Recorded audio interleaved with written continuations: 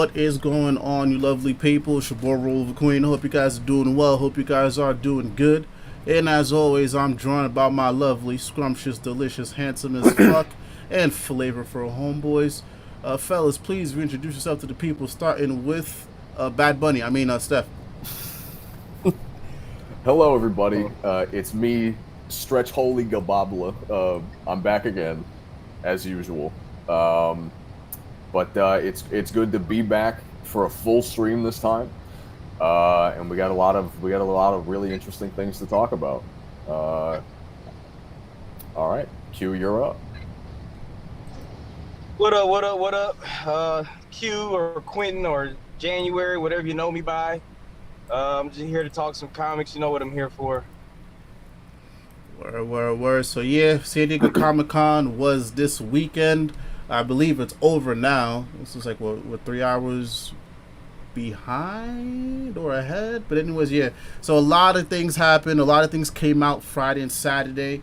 So yeah, unfortunately, we couldn't cover it as it was happening because we all have shit to do. But yeah, we're gonna break down the big pieces. You know what I'm saying? There was a lot that came out, but we're just gonna break down the big pieces. And AJ should be joining us very shortly. But yeah, y'all. So we gonna start with the biggest thing that happened on Friday, guys. We got Absolute Green Arrow coming. So we found out this news on Friday, and it's gonna be written by Pornsak Pachasotse. I know I'm saying that wrong, and drawn by Raphael Albuquerque, and it's gonna be a 6-issue mini. But listen. We saw what happened with Manhunter, and we saw what happened with the recent Green Arrow series. So 6 issues don't mean nothing. We about to get that shit extended. A lot of folk have been asking about Absolute Green Arrow, and Scott Snyder even alluded to it like it was about a week ago we were together where we talked about it. So I'm excited to see what this spin-off on Green Arrow is gonna be like. I don't have any theories. But a Green Arrow in the Absolute Universe that's gonna be insane. And shout out to the Green Arrow resurgence, because we got him back in the main line, and now we got him in Absolute, so we cooking. So Steph, go ahead, start with you. What do you think about this Absolute Green Arrow news, man? Okay, well, first off, I promise you, his name is not pronounced Pornsak. Oops. It'd be interesting if it was. Okay, regardless though, it is very interesting to see. Obviously, I didn't expect them to just give us the entire spiel as to what makes this one different, but they kind of gave us literally nothing. Yep. So I don't really know what's going on, but I'm definitely excited to see it. Obviously, Oh shit, you good, bro? Oh, okay. Anyway, I gotta hold on. I got a headache. Fuck. Wait, was that you, Steph? Yeah, that was me. Oh shit, bro. Oh. Yeah, I'm good. I'm good. But I'm about to sound like Stef in about 30 minutes, about 10 minutes. No. But yeah, no. It's obviously really cool to see Ollie get a whole book to himself. In Absolute line, I guess. Obviously, like I was saying, they didn't give us anything, so I'm intrigued to figure out what it is. I don't really have anything I don't have any basis to go off of, because it was when it was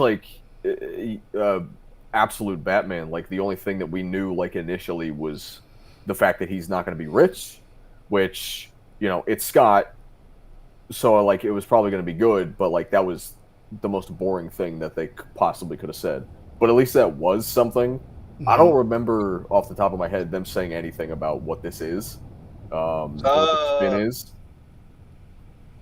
Technically, they basically just said he was just rich. He's part of the crew, so I think he's one of those hands in that picture.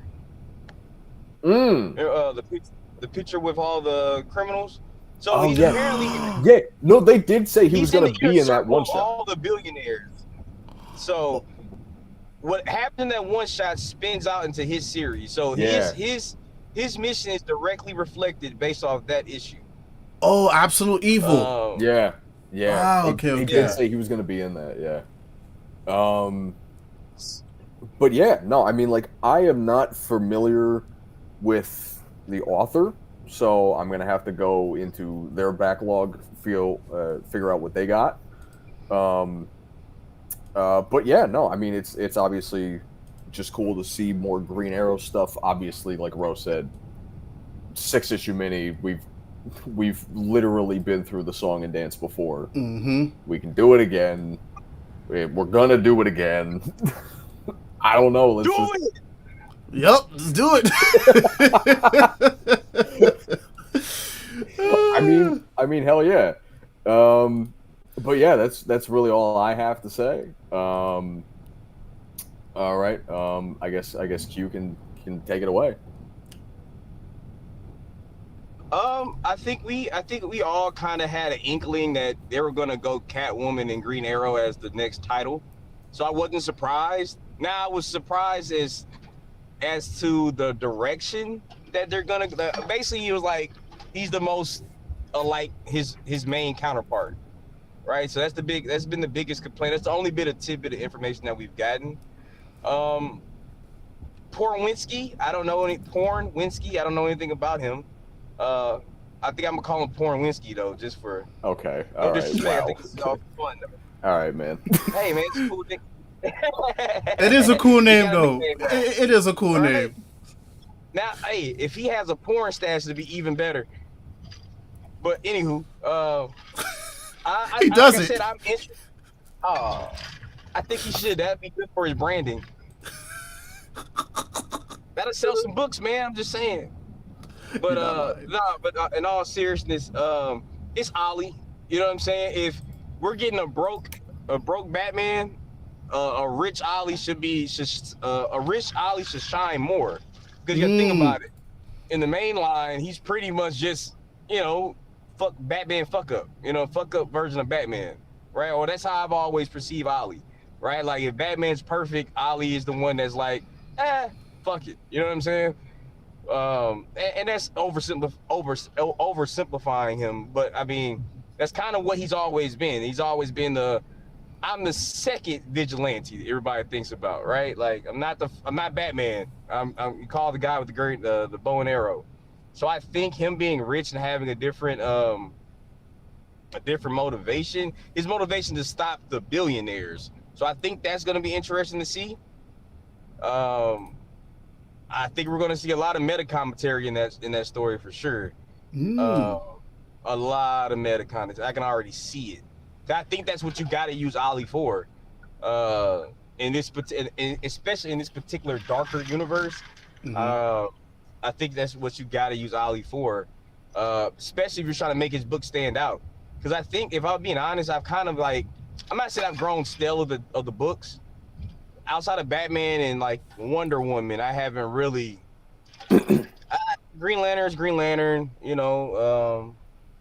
Martian Manhunter. As I said earlier in the chat, I gotta be like sober and focused to read that book. I can't read that book half-ass. I think this would be interesting to see. Nonetheless, I'm kind of rambling at that point, but yeah, it's Green Arrow, so you know what we're here for. Yeah, I mean,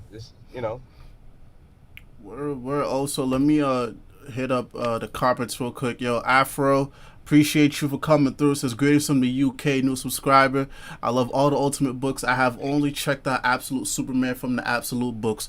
Hey man, listen, just take it from me. Absolute Batman is hitting, Absolute Wonder Woman is hitting, and Absolute Green Lantern is hitting as well. So I highly recommend you check those out. But yo, listen, I get it. Money kind of crazy for everybody. So listen, if you fuck with Absolute Superman and that's your book, hey, by all means, go for it.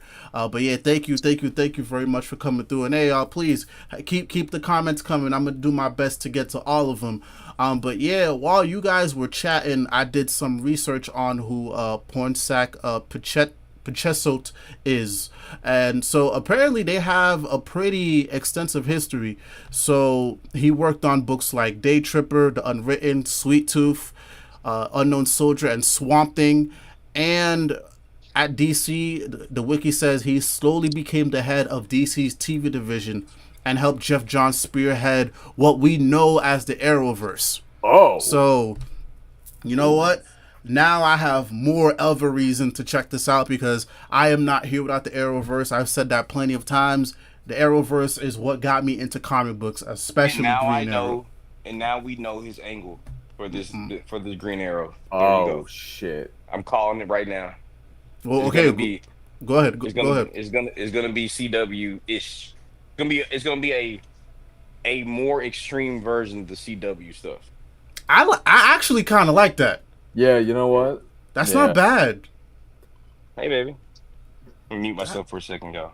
No worries. Yeah, you know what? That's really not bad. Because I feel like with the CW stuff, there was, like I said, I liked it for what it was, but it wasn't perfect. And obviously, there was limitations. There was a lot of limitations on that CW shit. Yeah. But if we get a more extreme version of that, like, I don't know, maybe we might actually like... What if Felicity comes back and actually like Felicity? Oh. You know what I'm saying? You know what I'm saying? Ooh. You know what I'm saying, bro? Yeah, we might no, like Felicity. Yeah. I mean, I don't know. I didn't hate Felicity when the show was on.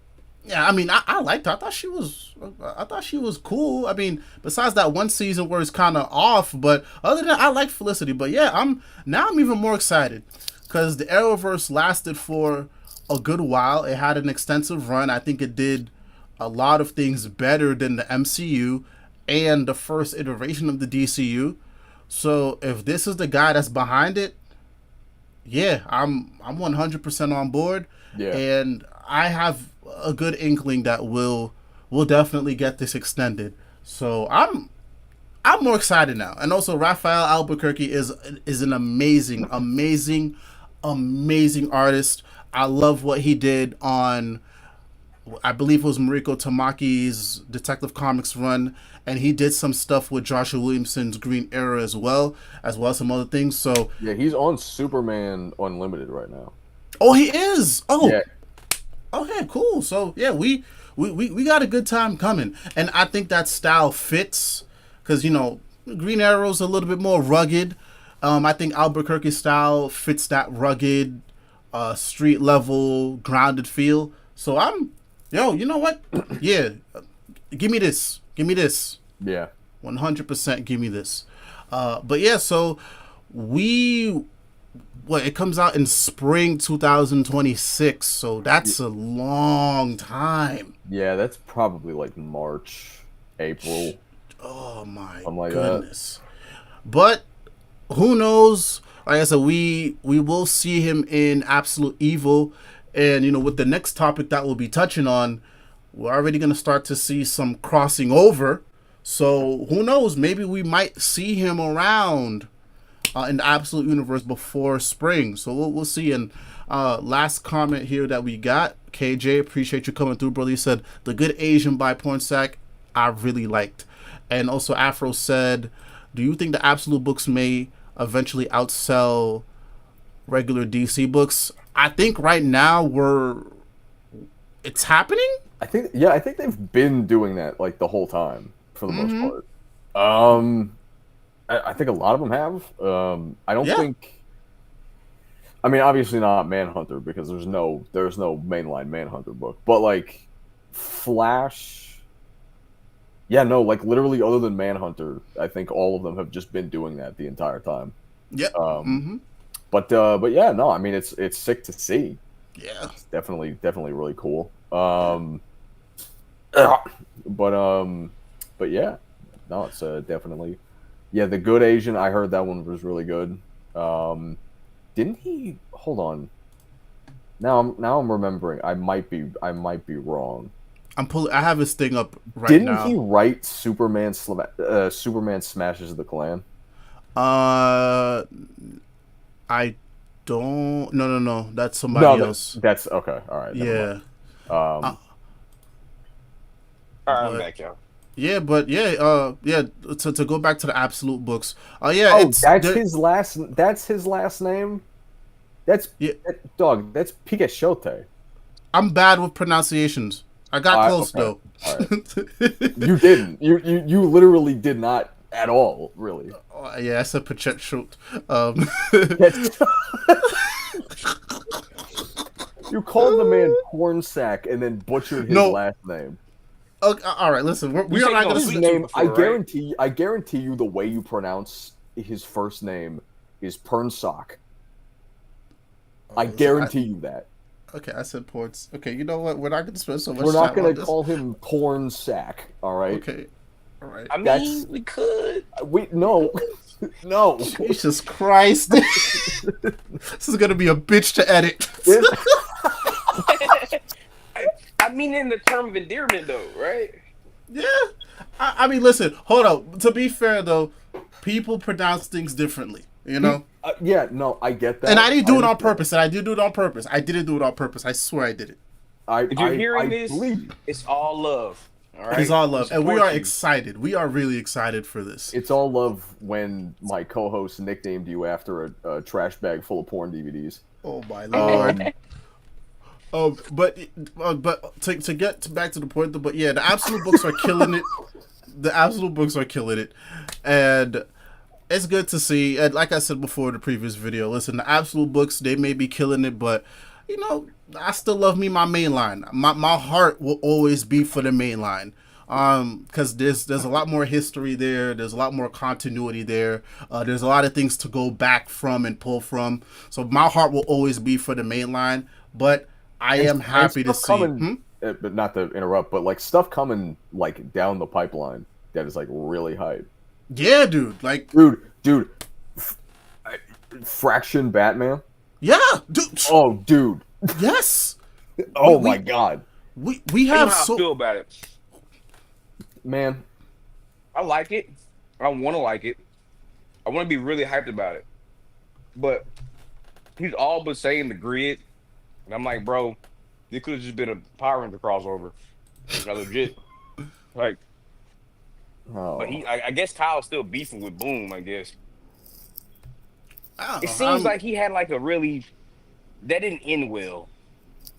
what? Kyle's running Boom.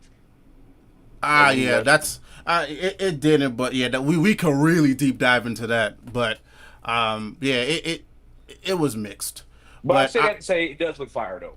Yeah, it does. Yeah, that Batman book looks fire. Matt Fractions, I'm just gonna wait and see. I don't want to get too hyped for it. I really don't, because we've been down this road. Now Matt, I'm kind of excited for. Because it's already did 3 things that I've been waiting for somebody to figure out. One, we got Alfred back. Yeah. As AI. It's the smartest thing to do. If you're not gonna bring the Alfred from that red mask universe over to the main line, this is the next best thing. Then you can try to get him like a synthetic body or some shit. I think Alfred's really close to being back. Oh yeah, I think it's about time. It's way time. I don't want him to come back. I don't, and y'all know my stance on that, or I've said it before plenty of times. But I wouldn't be mad about it. But I think the AI getting a Jarvis type of Alfred would be kind of cool. I think Nightfall is like one of the biggest. Oh, we'll get to that. Don't worry, we'll get to that one. Yeah, we'll get to that one.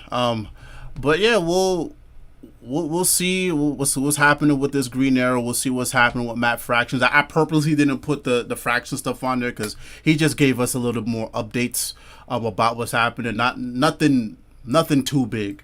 But yeah, we'll definitely see. And Grayson definitely excited for Absolute GA, man. We've, like I said, the Green Arrow resurgence is in full effect, and I love it, bro. I love it. So, and hopefully, this is more of a leg up for okay, for homie who's doing Green Arrow, so we don't go down this route again. So yeah, more of a leg up for him. I'm looking forward to seeing what's happening with our mainline Green Arrow as well. We have another question here. Since you guys love DC, what was the last important event book before All In? Dark Knight's Death Metal was the last. The last before. Oh, I guess Death Metal was the last one that they bought before All In. Yeah, Lazarus Planet, probably. I mean, I would say Absolute Power. Yeah, Absolute Power. Power. Yeah. That was directly before All In. But I guess it was, huh? I was thinking. I don't know why I kind of lumped that in with All In. Yeah. It was Death Metal, and then Infinite. No. Death Metal, and then Dark Crisis. And then it was like the mini ones, like Lazarus Planet. Yep. The Titan one. Beast World. Beast World. And what was the one before that? Night Terrors. Night Terrors. Yeah, that was the worst one. Night Terrors, right? But Night Terrors was like good and bad. Yeah, it was bad because it halted the line. Yeah, that's what it was. Yeah. Fucking halted. But story wise, that's what I say this. I try to say this daily, bro. Like DC has been solid, bro, since the Infinite Frontier, bro. It's been really solid, bro. Like if you're somebody who's still complaining about DC's not doing their part or anything, DC has really put some effort in some of their stuff since post Future State. Absolutely. 100. Like they've done some creative things. Like I'm surprised they never followed up on that Zatanna and Robot Man book from Night Terrors. No. Oh yeah, you're right. Yeah, I remember it was I think it was a mini or something. Mm-hmm. Yeah. And then Grayson said, yeah, Absolute Power turned out to be pretty important. And then he also said, hey, bro, if they didn't stop all the storylines for Night Terrors, I feel like people would admit that story is pretty good, actually. Listen, I skipped all the tie-ins. I just read the main story right when it was all done. I have to pick up the Omni because that's when I actually check out the... Him and his Omnis again, y'all. Yep. All right, see? There we go. Business as usual. All right. Well, I said when I pick up the Omni... y'all. When I pick up the Omni, I will check out the miniseries and all that. But the actual story was really good. It's very quick. I like that it was focused on Boston Brand and Sandman.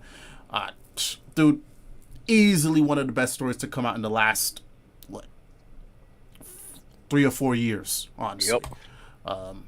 And then and Afro said, okay, thanks, guys. Yeah, no problem, man. No problem. That's what we're here for, man. We're here to put y'all on some good books. Put y'all on some good books. And, yo, KJ. Yo, what's up with you, bro? What's up with you, bro? Yo, KJ.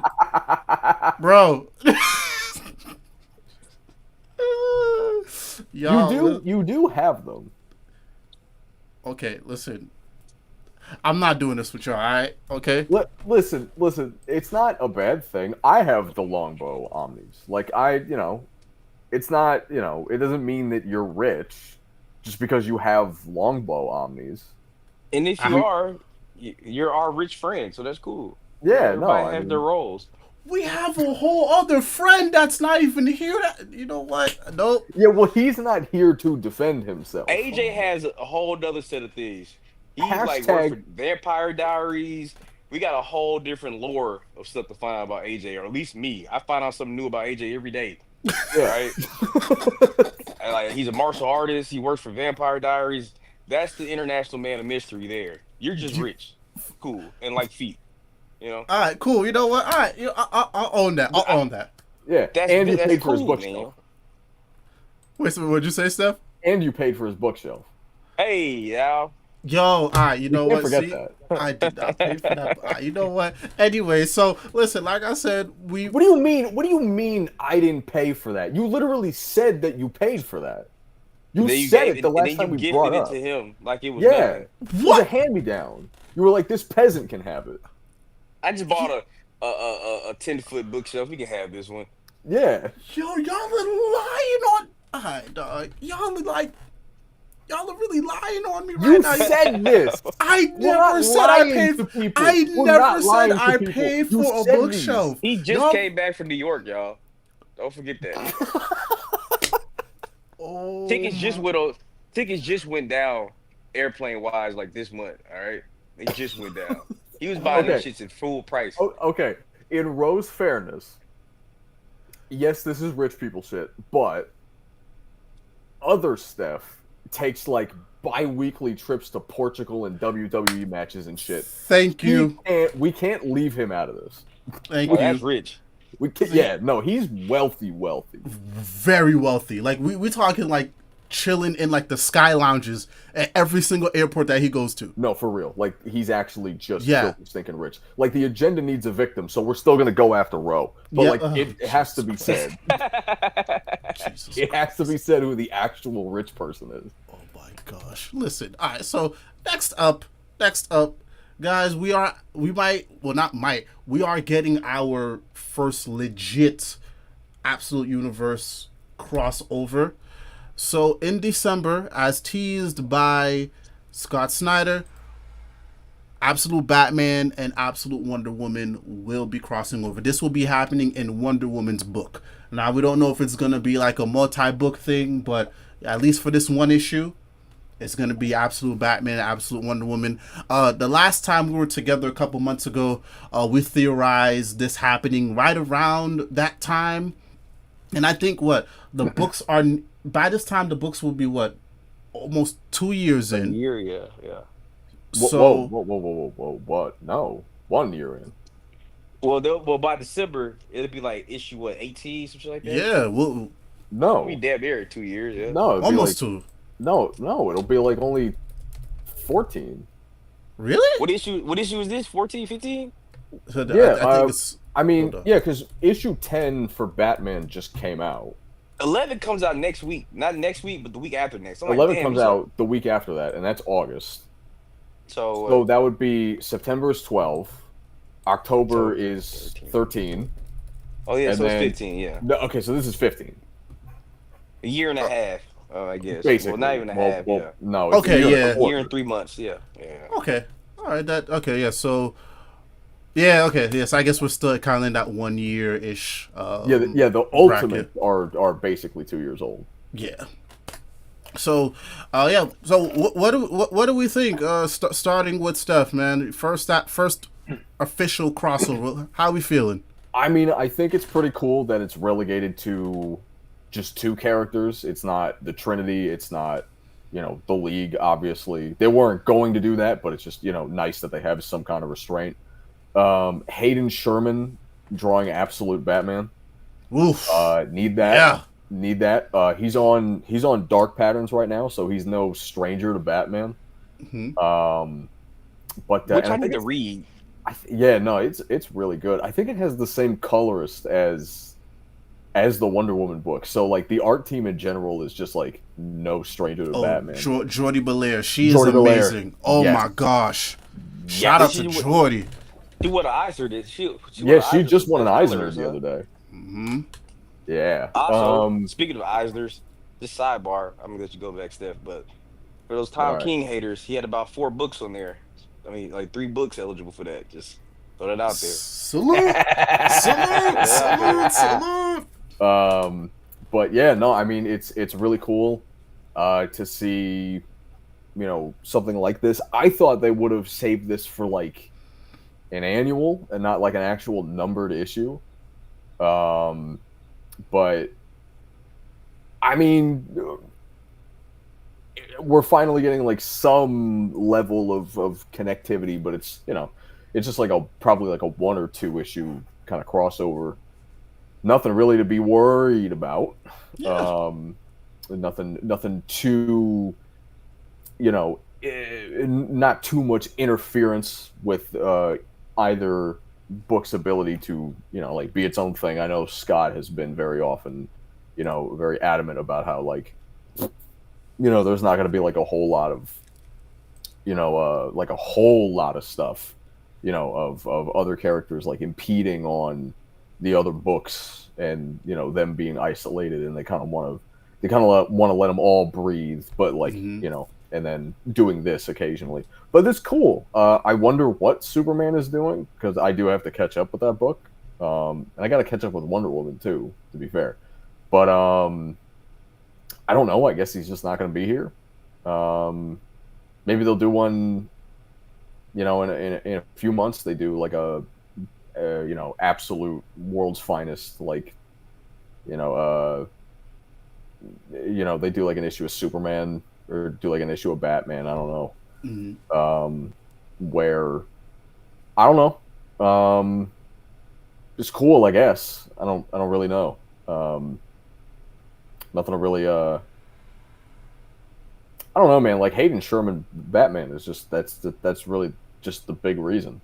Yeah, Uh, I mean, even this teaser image looks really good. Like, yeah, I think before I was a little worried about because these are three distinct styles. Like you got yeah. Dragata, and then you got Sherman, and then you got no, it's not Raphael who's doing it. It's No, it's Rafa Sandoval. Sandoval. So those are three different styles. And yeah, Yeah. I was a little worried. I was like, yeah, how are they gonna blend together? But no, this looks good. Yeah, I mean, he Like, definitely looks like a little less of a beefcake than he normally does, but like yeah, he's got the stature and he still looks like a brick shithouse. So it's like, I don't know, yeah, I'm fine with it. yeah. Hell yeah. What about you, Quinn?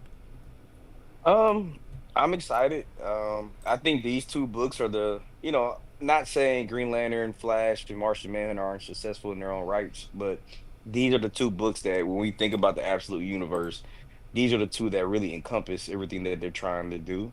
Mm, And they're out of all the books, I think their two styles can blend more seamless. yeah. Um, I'm hoping they do a thing where like these two guys, because like Steph just said about the world's finest thing. In this universe, I don't think Superman and Batman are the world's finest. Um, because Mm. Mm. Wonder Woman is kind of like the flagship hero in this in this universe. She's the first hero. She's the one gonna go like not recruit everybody, but she's the one that they're going through the journey of bringing them together with. She's the connective tissue. So Mm. maybe they have it to where she crosses over with Superman eventually, and then, or maybe they have it where Superman crosses over with Martian Manhunter, the whole alien thing, right? And maybe she meets Oh. up with, the Flash or whatever. Or maybe Flash and Green Lantern meet up because, their whole connection. Um, I kind of want it in that kind of structure, kind of like if you go back to like if I go back to the animated, not the Tomorrowverse animated series, the new 52 one, right? Where the like kind of like the dark side fight kind of happened, where like there were small connections already made with between some heroes. Like Barry knew Hal in that story, right? Hmm. Um, Batman knew of Barry, in Central City, but like they never met. If they keep it to that, I think this would be cool. Like Steph also said about it not being a line crossover, it's just this probably a issue of Batman, an issue of Wonder Woman solving the issue. Uh, I think it'd be fun. I mean, like these are two books I don't have to worry about it being good for the most part. Like Yeah. every time I wanted to drop Wonder Woman, she literally done something and we're like, well, fuck, I can't drop the book, right? And that's where a lot of these, that's kind of where I'm able to allow the absolute book. Right when I'm getting ready to like, man, I need to save some money. And I'm like, well, god damn it, this happened, right? Uh, gotta put that on ice, right? Gotta have a physical copy of that. But no, like I said, this is so far. When it came to absolute stuff, I think we've been kind of batting 100 so far. Um, even when it came to guessing the future title. So like I said, I think this is gonna be fun. Artwork, say I don't think all those guys are pros, so I think artwork will be there. This is a story with Kelly and Scott working in tandem, and Ooh. they've been and them all of them from Al to Jason to Scott to Kelly, and oh crap, who's Martian Manhunter? Lemire and Yeah, Camp.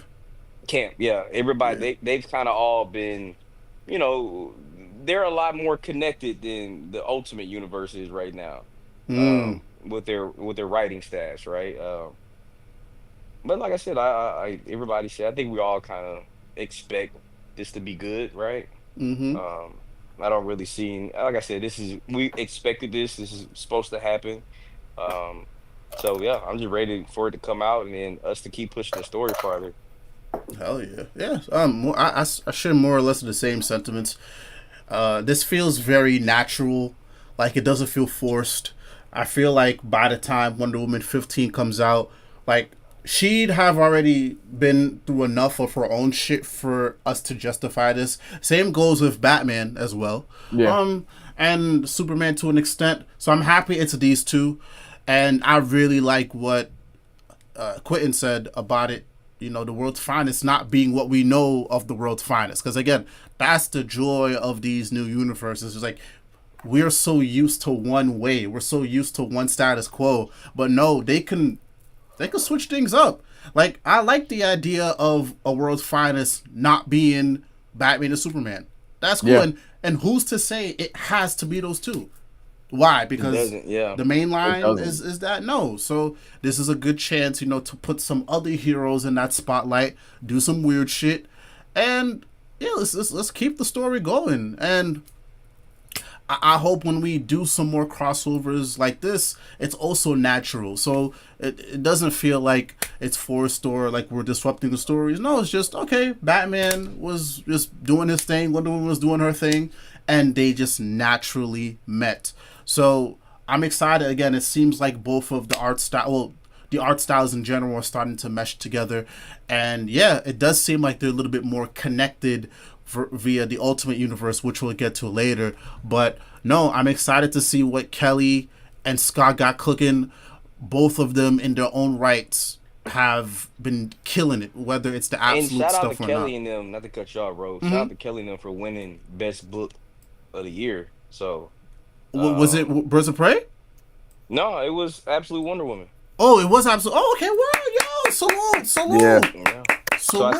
I think the nominees were Absolute Wonder Woman, Absolute Batman, Uncanny Valley, um, that slasher teddy bear book that Beneath the Tom is trees where doing. nobody sees. There you go. Yeah. That book and Tom had one more book. I want to say it's Wonder Woman, but I could be lying. I think it's another whatever. Tom's Tom had two books on that list, if I'm not mistaken. Could it be Black Um, Canary, the one he's doing?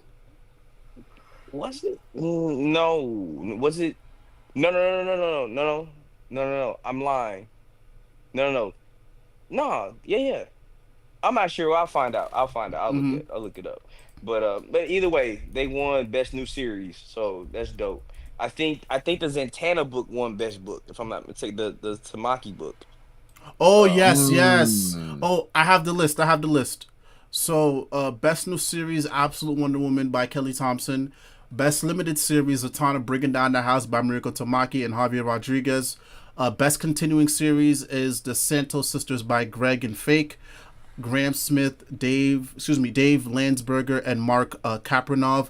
Best graphic album, Lunar New Year Love Story. This is okay. Let's look for the comic book stuff. the hell's a graphic album? I have no idea, bro.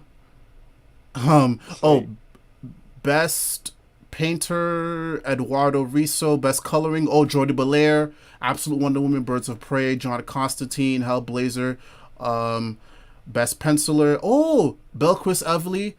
This is the one who did the Supergirl Women of Tomorrow book. okay. Oh. Yup. Let's see here. And then the other book that's just looks just like it, but it's like what's Helen of Tom's other Window. book? There you go. Yeah, that Yep. one. Let's see here. Um, yeah, And what yeah. the fuck Everything is the else. Santos sisters? I haven't like for that to win best ongoing series. I've never heard of that book, bro. Yeah, me neither. That Industry flew under playing. the radar. I'm just playing. I'm just playing, y'all. I'm just playing. I'm not industry playing. I'm just playing. Flew under the radar. But yeah, so yeah, we have a lot of good successes in this creative team. So we'll see what happens. But let me get to some of these comments real quick. Yeah, Grayson said Sherman deserves that Eisner for real. My dog been putting in work. Yeah. Absolutely, absolutely. KJ said, I'd rather they not rush collabs, so liking the pace, but I also need to catch up on Absolute Trinity. Yeah, I'm also doing a reread of everything up until now. But yeah, you should definitely get on that, brother. And this is a good question, actually. Do you guys prefer Absolute over Ultimate? I'm gonna say yes. Yeah. So okay, so all right, so not to make it complicated, but okay, so that's kind of a loaded question for me personally, because like I'm always gonna favor DC over Marvel, right? Just because that's the team I'm with, right? That makes sense. Mm-hmm. But it's kind of like how I feel about Fantastic Four and Superman movie, right? Like both movies were great. It just depends on like they're different movies, if that makes sense, right? So like when I go to Mm-hmm. Ultimate, it's not like a I don't think like 'cause like the Ultimate book is better than I don't know as good as any of the mainline Absolute books. Me personally, Mm-hmm. right? Now I guess if I had to go by overall count of books I'm reading, Absolute wins. So I guess well no I can't say that shit because I read damn near every book except fucking Wolverine. I don't know. Yeah. I think I like both of them evenly. I think there's it's scratching the itch that I've been wanting both of those companies to do, Mm. like with their main lines, right? So it's not really a better. I'm trying honestly when it comes to comics as a whole now. I'm trying not to do the comparison thing, right? Like, um, That's fair. because I think it because like that's what I'm noticing when we get online and get on Twitter we can't have debates anymore because everybody has these pre-notions of like I'm a Marvel guy. Like no Mm. shade to Task, that's my boy and all. But I always kind of use him as like a defining moment of like a Marvel fan. Like he's always gonna kind of have like a Fox News tinted statement in favor of Marvel kind of or like an Mm-hmm. academics for like the for Drake, you know what I'm saying, of the world, if that makes Yeah. sense. Like it's gonna seem always kind of more positive. I try to be natural. Like I go back to what somebody I had a pitch meeting one time for one of my stories with a small indie company, and the guy told me he's like to be a good writer, don't think about just writing or reading one thing. Read and watch everything, right? And Yeah. Mm. try not to have like I can't watch TV without like just kind of breaking it down in my head. So it's like I never watch anything for like what's better. Now, anytime you're gonna hear me talk about what's good and better is just the content itself, right? Yeah. Yeah. Um, so to answer the question, I think I would say they're both doing what needs to be done for me.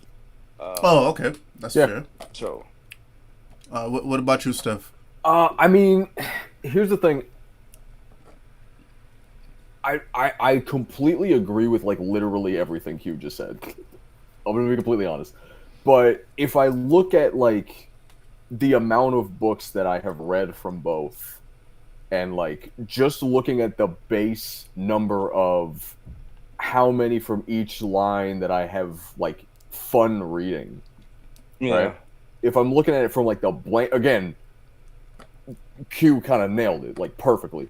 But Mm-hmm. like if I'm just like putting them on the scale of being like, you know, I enjoy this many books more. I enjoy these specific books more than, you know, whatever. They're not really comparable in the same way. Like, there's no Manhunter equivalent. There's no Wolverine equivalent. There's not really Mm. any of that, They right? all do different shit, They all and do like wildly different shit. The mission statement for the whole line is completely different. They can't be like individually compared to each other, like side by side, right? Um, but I think like just because like I haven't read Ultimates, I haven't read Wolverine, I haven't read like X-Men. Ultimates, I would say is worth catching up with. Yeah, Yeah. Ultimates is really compelling. That's I am. that kind of gave Camp the momentum he has right now. Yeah, Um, uh, but you know, I have. There's only 5 books in the line, and I haven't read 3 of them. I've only like read like a few issues of Spider-Man. I got to I did the first year worth of Black Panther, and that's the furthest that I've got with any of the books, and that was great. That's Mm-hmm. really good, but you know, I have not been compelled to really read the rest of it. the rest of the line at all. And when it comes to, Absolute, there are at least 2 day ones, right? Where I like, for the most part, I just stop what I'm doing. Yep. And I go read those when it comes out. Like I read Manhunter like whenever I get the chance. I read Batman whenever I get the chance. I was reading Superman, basically immediately.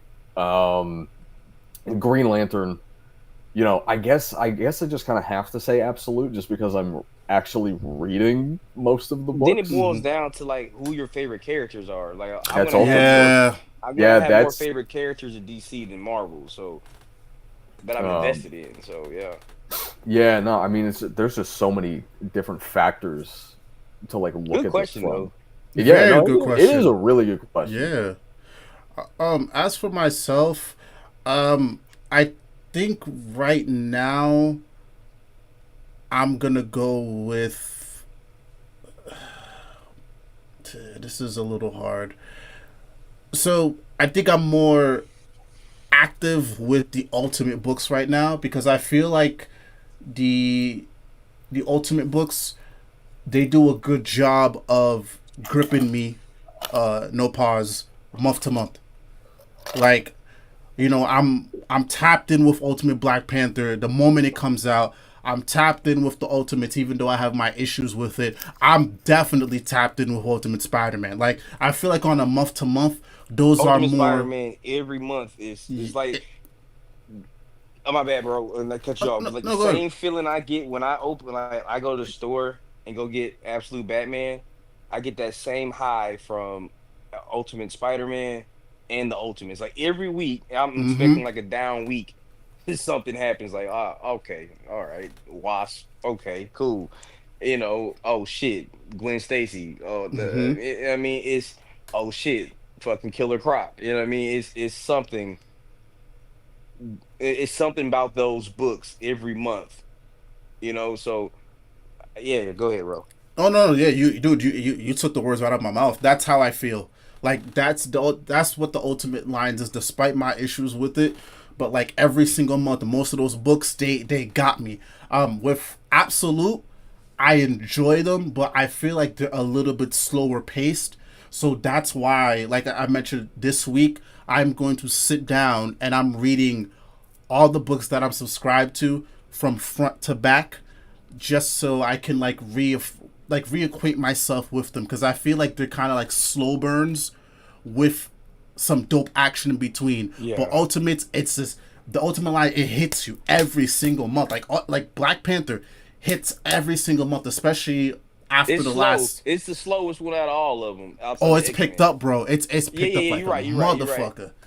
But yeah, that's how I feel. But like, yeah, Because but I I almost feel- buy the Absolute titles out of obligation. that's that makes it. sense. That's it. Right? Like That's it. like Wonder Woman is only bought out of like because I almost kind of I wasn't gonna say this to nobody because I didn't want nobody to hold it against me. I almost kind of paused buying Wonder Woman, Tom King's, because I was just kind of like I didn't really like the Mouse Man first issue or whatever, and I was like, well, maybe I might just skip an issue and save some money, for the next couple months or whatever. And then I was like, fuck it, I just bought it out of obligation at that point because like I don't want the people who hate on Tom King's Wonder Woman to win. So I'm like, fuck it, I'm just gonna buy it. You know what I mean? So it's like Ultimates, I'm actually like Spider-Man, I am looking forward to buying every month because Amazing Spider-Man is I don't know what the fuck that is. I can't wait till we get to that topic. I don't know what the fuck that is. I don't know what the fuck is that is. Oh my god, it's terrible. Oh shit. All right, sorry, I'm high, y'all. My fault. Oh no, you're fine, bro. You're fine. And one but more yeah. intrusive thought, so I can just get it off my fucking brain, bro. We were talking about Absolute, Superman. And I was just thinking about the Absolute, villain, the Absolute evil, whatever they're doing. What if there's a love triangle? Because like, if Ra's al Ghul is a Superman villain now, right? Realistically, wouldn't Talia al Ghul now become one of his love interests? I don't know. We got to see. Cause Like I said, we I gotta don't know see. if I kind of like the idea of Talia beefing with Lois. I don't Uh, know, but go hey, ahead. I was in my head and I just had to get it out because I've been thinking about it for like the last 10 minutes. no, it's all good. It's all good. But yeah, so I think that's where we stand with the ultimate and absolute books. But yeah, we'll stay tuned. We are gonna talk about the absolute news, y'all. And let me also just get to the other questions and comments. Grayson said, "Random no, 6'9", 421 pounds is fucking insane. Just walking around. I'm gonna continue to suspend my disbelief though. Listen, if I see any man walking around like that in real life, I'm turning the other way. I Okay, am not correct. taking my chance. Hey, Slight you know who correction. that is? That's Not to LeBron interrupt you. James. Go ahead, go ahead, go ahead. Not to interrupt anybody, but slight correction. He's 7'1". He's not 6'9". Jeez, yeah, I am not walking the other way. I am running the other way. Who? All Are you talking right. about Bane? No, we're No, talking we're about talking Batman. Oh, they said he was 6'9" in the book, right? Did he? Did they? Yeah, he's 6'9". Wait, first I don't know. They kind of slid that shit up because I could have swore he was 6'6" in the first issue, and now I he's 6'9". But he said 6'9" in issue 10. I thought I could have sworn like Scott said he was 7'1". He might have been talking about Bane because Bane's supposed to be like twice his Oh, size. it could have been Bane. It might no. This was like way before Bane. This was like when the book was coming out. Oh, Shit, okay. I thought he was 6'6" when he first came out. He Yeah, might have just changed or his mind. I don't 6'8", know. 6'8" or 6'6". But in issue 10, when they were breaking down his measurements, they said 6'9". Cause I All was right, like, never. Jesus Christ, he's huge, man. He's LeBron James, bro. Yo, like I said, I won't take my chances, bro. Shit, I might accidentally like bump Le, into him and then he knock me the fuck LeBron out. in I'm Miami alright. was 6'9", 265. Jesus He's Christ. 6'9", Oh 241. No, 421, bro. yeah, 421. 421 is My fucking insane. Cause he should gosh. be fat. I mean, he's a little He weighty. thicky. I mean, I Yeah, guess yeah. LeBron Wayne. LeBron. That's the cold intro. That's the cold intro. Yep, we got it. Yeah. We got it. Yep. KJ said, to be fair, promoting Batman is still essentially the status quo, but with sales, I get it. Yeah. Either way, bro. Even if that is the case, I think it counts now. Like if you told me they were doing this like 5 issues in, I would have been like, hold on, now y'all are just really going for the cash grab. But again, we're what 15 is like a year and 4 months, so that it makes There was sense. 2 years of pre-prep before they even started drawing. They were Yeah. talking Yeah. about this during the pandemic. So Mm-hmm. like I said, I've been hearing about this through Rob Liefeld's podcast, on the Fat Man and Kevin Smith's podcast. They said something about it. There's been a few like slip ups, and then I'm in Scott's classes when I show up when I show up. Mm-hmm. In the past when he's had people on the interview, like, he'll get like Matt Fraction or like JT4 to come on the pod and talk to the class or whatever.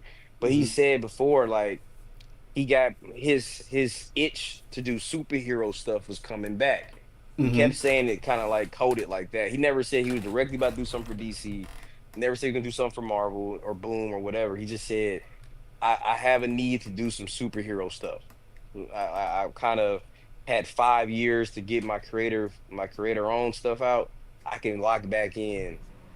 So, and at first he was coming back as an advisor and gonna do random shit like Detective Chimp. He's always made the joke about that. Mm-hmm. But I don't think we have to worry about quality for the first. I'll confidently step on the ledge and say the first 3 years of these. If this shit lasts for 3 years, I don't think you have to worry about the quality. I think Yeah. the Oh, quality will absolutely. be Yeah. as good or not better than Deceased and Vampire DC versus Vampires, because all of those are like two Elseworld stories that have real long legs. They get multiple omnibus, they get multiple reprints all Mm-hmm. a year round. Um, I think Scott has put enough effort into this and they did a lot of they reached out to a lot of people, right? So I think you're gonna I think we'll start seeing the absolute, and if Ultimates last past the end game arc, 'cause we don't know. I guess we're gonna talk about that eventually, but I think you'll start seeing it get more wilder, more Yeah. expansive. Like after we have to establish Darkseid, we have to establish Batman, Superman, Wonder Woman, and give y'all a few different characters like Martian Manhunter, The Flash, some interest, some familiar faces. I think after that, now we're getting to respect to Green Arrow, but he's an A-lister for sure in our heart, but he's a for sure B tier hero, right? Mm-hmm. For the Yeah. masses. So now we're entering B tier, right? Martian Manhunter, you can arguably say he's a B tier as well, right? You're gonna start seeing more obscure characters pop up now, and and I think that's how that's gonna work. Yeah. But we can continue. No, What yeah, if but no. Well, go ahead.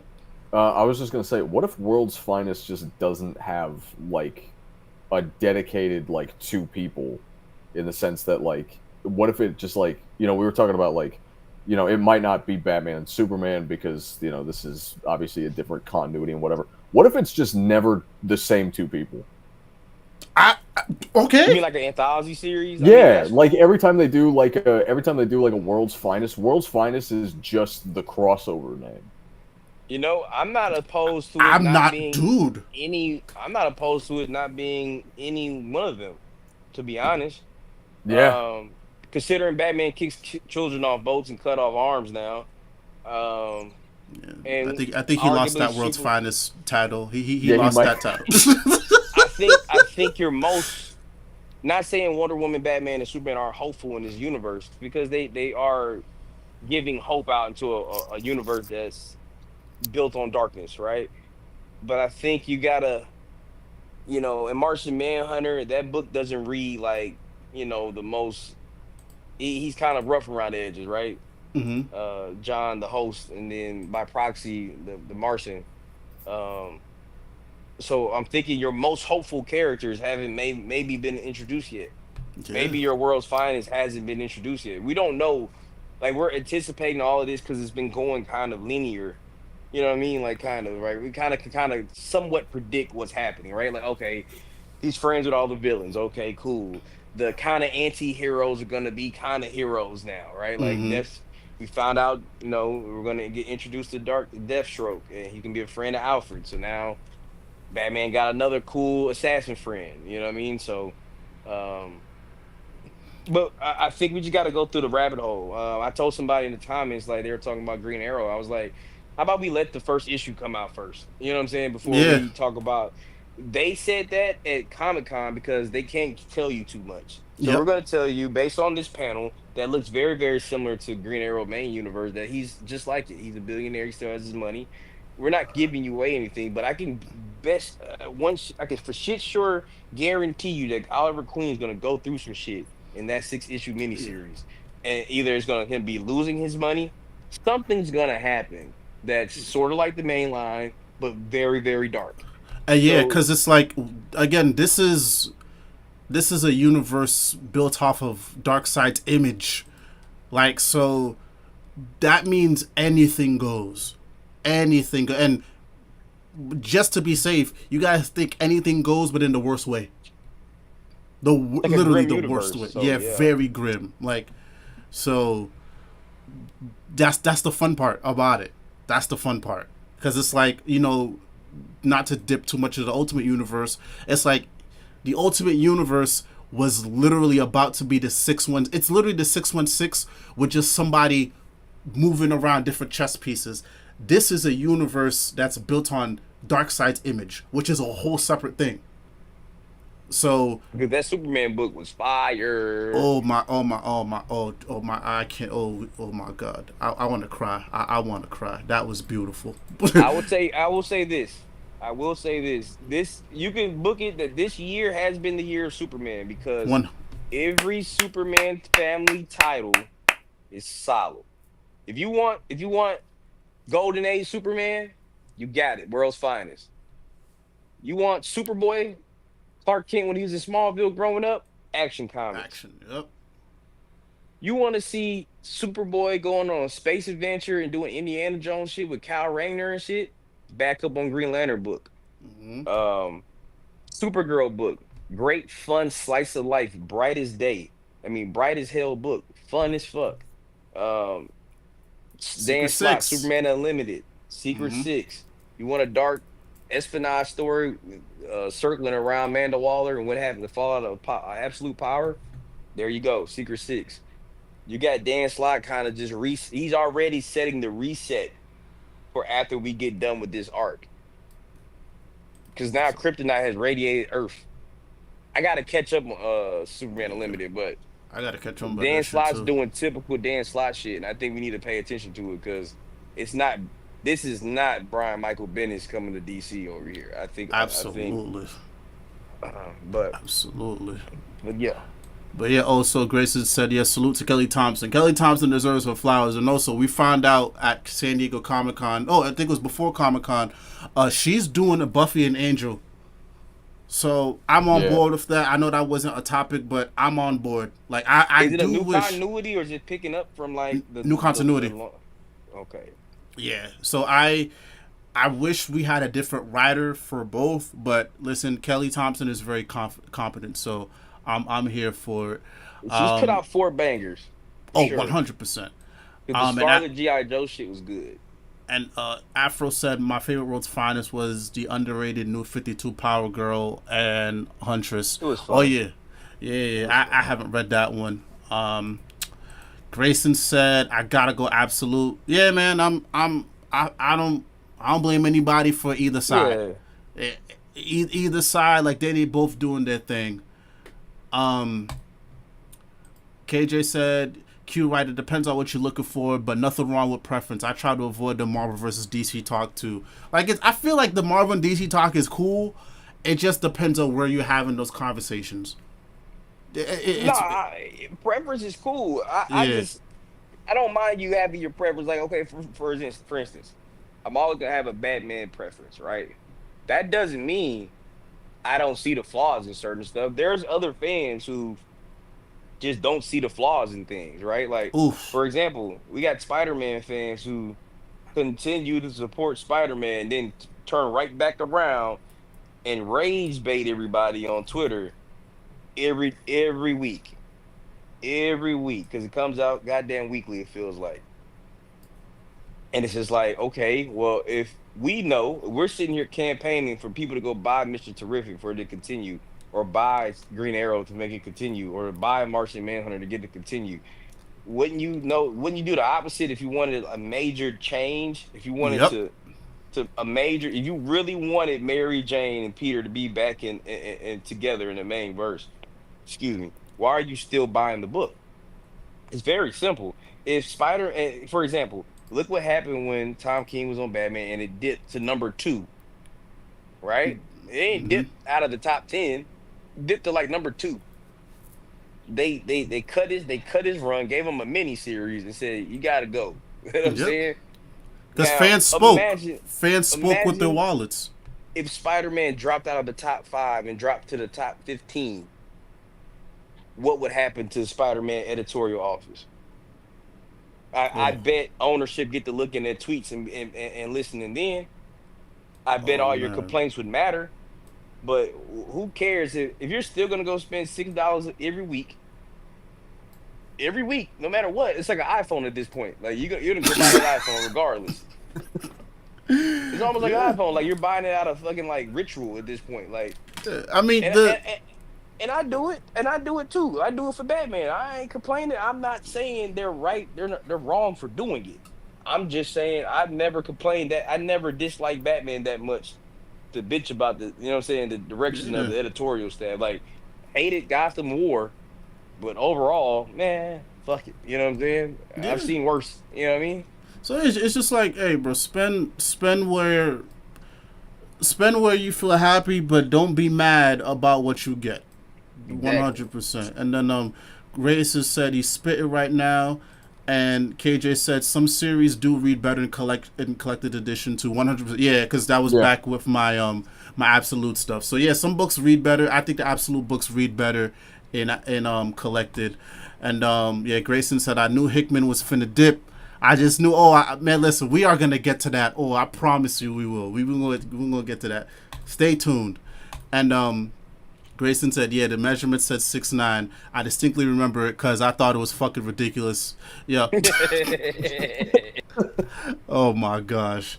And then Grayson said, LeBron Wade. Yo, Q, you cooked with that one, dog. You cooked with that one. You fucking cooked. And then Dark Side said, is that 421 with or with? Oh, hold on. Yeah, wait, hold up. Oh, no, that's a good one. No. Where'd he go? He probably had to dip out. But yeah, that's a very good question. Yeah. Oh, he just came back in. But yeah, that is a very, very, very, very good realization. Yo, Q. Oh, I gotta mute him. Oh God. Yeah. Oh yeah. So is that 4? Yeah. We don't know if it's 420. We don't know, but yeah, that's actually a very, very, very good question. But yeah, thank you guys so much for the comments, man. Please keep them going. And then Grayson said, when they were doing the narration, he was naked, so I'm assuming without gear. Oh, right. Yep. Your thing's still bugging out. Yeah. Yeah, you sound like a robot. But yeah, so that is a good point. That is a good point without the gear. But yeah. So let's see here. Next up. Oh, guys. So this was announced during the DCKO panel. So we are getting a mini-series spitting out of DCKO, and it's going to be called Batman Knightfight. And this is going to take place during DCKO, and Batman is going to be traveling to different alternate universes where either Dick Grayson, Damian Wayne, or Jason Todd become Batman. And I'm here for it. And wait, bro. And so excited. It makes sense that it's these three because he has the most history with those three. DC has invested so much time in each of those relationships. So it makes sense. This motherfucker gonna be on the brink of death during DCKO. And it makes sense for him to wonder, if I die, what's gonna happen if Dick becomes Batman, Damian or Jason? And I'm here for it, man. This is a dope concept. He knows what happens when both Jason and Dick become Batman. Oh yeah. We well, he probably didn't see Jason, but he probably knows about it from Dick telling him about it. But, so I mean, hey, it's a fun concept. It's a fun story. It's Williamson and Dan Mora. Side tangent. Give Dan Mora a break, please. Yeah. Please. You gotta let for the him record breathe. books. Fuck it. Huh? Because I ain't gonna lie. Jim Lee who? Yup. At this point, we got to do it, bro. Like Jim Lee got to have a LeBron-esque type of performance at the end of Hush. These next 8 issues of Hush, because they're taking that break to come back as like a graphic novel situation to finish off the story. Man, listen, I love Dan Mora as much as the next person, but I'm so happy after this. It seems like he said he's going to die down a little bit. He's only going to be working on one book, and that might be Transformers, or one book for DC, because I know he has Transformers. But my gosh, Batman man. And Transformers, yeah. Give him a break, please. But what do we think about this concept? Q, what do you think, bro? Hey, man, you already know. Batman is the way and the light. You know what I mean? Hey, you know where I'm at with it. All right, that's my boy. I actually love I love the ideal of this entire, story, right? So, my favorite, I always say my Batman is Dick Grayson, right? I always say that, you know what I mean? So you have my favorite version of Batman fight my favorite character in Bruce Wayne. I don't know what we're doing here. So that, and it'll be fun to see what Jason is as Batman. Because we really don't know. Yeah, no. last time we saw Jason's Batman, he was knocking people off. Like, yeah, like he was catching bodies. You know what I Yeah. mean? He put a batarang in Tim. All right. So and then last time we saw Tim as Batman, he was like trying to kill he was trying to kill Clark's dad. That was weird, but you know that happened. Um, but no, it's gonna be cool just to see them fight, just in all seriousness. But I'm getting a Mortal Kombat style fight with all the Batman versions of Batman. It's cool. And then, you know, Damien's Batman is another one of my favorite issues. And Batman 66 is like great. So it's also another version of Batman that I like a lot. That I love that Gotham City to be more, you know, exact. That version of Gotham City Hmm. as him as Batman is really interesting. With some of the stuff they've done. That's why I hate some of the retcons and changes. Like when he's the mentor to Terry. It's like one of the best like kind of like angles to kind of like start that universe for me. So, but nah, that's about it. Yeah, yeah. What about you, Steph? What do you think about this idea? I mean, there's nothing really else to say. It's just fucking sick. It's just it's really cool. I love the new suit. Big Yes. fan of that new suit. Oh yeah, I didn't even talk about that, but hell yeah. Yeah, God, it looks good. But like, yeah, him getting his own little side story mini, while the big event is also happening. I mean, we've talked about Batman privilege before, we know. But Yeah. Well, but, well deserved. Well but, like, deserved. yeah, well deserved. Well deserved. Thank God that he's got it. But yeah, no, I mean, this is a really cool idea. I can't wait to see it again. Let Dan Mora breathe, for fuck's sake. Yes. Um, Please. he really gotta they really gotta calm down with him. Gosh. But yeah, no, it's definitely a really cool idea. It's only like 4 issues, right? Yeah, 4 or 5. Yeah, that makes sense because he'd be fighting like one Batman per issue, I guess. Mm-hmm. But yeah, no, it's definitely cool. Is he I'm gonna right here, baby. be in the actual like event? Yeah, this is I spinning out of assume- it. I Yeah. thought this was happening like while that was going on.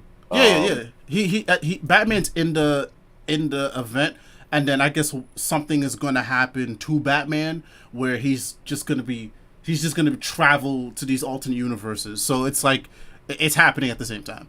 Okay, all right, Yeah. all right. But yeah, no, it's definitely really cool. That's really all that can be said. We gotta see more of it. But yeah, this suit, this suit is so tough, man. It's so fresh as cool, fuck, bro. Fresh as fuck. dude. Oh my god, Oh, dude, I love when they're man. not. I love when they're not afraid to like let the suit be blue. Yo, I didn't think I would like it this much. I'm gonna be Yeah. honest, Yeah, it's this shade of blue that just kind of makes it work. because I'm so used to the black. Because like if black and gray and Batman, it's like peanut butter and jelly. You know, Yeah. it hits. But this blue, it pops, Yeah, but No, not this is- not too much. Yeah, this is really good. Obviously, the gray armor, those fuck ass yellows, but I don't really, Yes. I'm not the biggest fan of the color yellow, but they actually work here, Mhm. so I'm not really gonna complain about it. But other than that, yeah, no, it's all really good. Thank God that they will just shamelessly jerk off Batman whenever they get the chance. Yeah. Oh yes. Um, Oh yes. AJ already had the whole spiel about it. We don't need to do it again. But, thank God. Yeah, All right. No, I hear. Yeah, this just seems fun.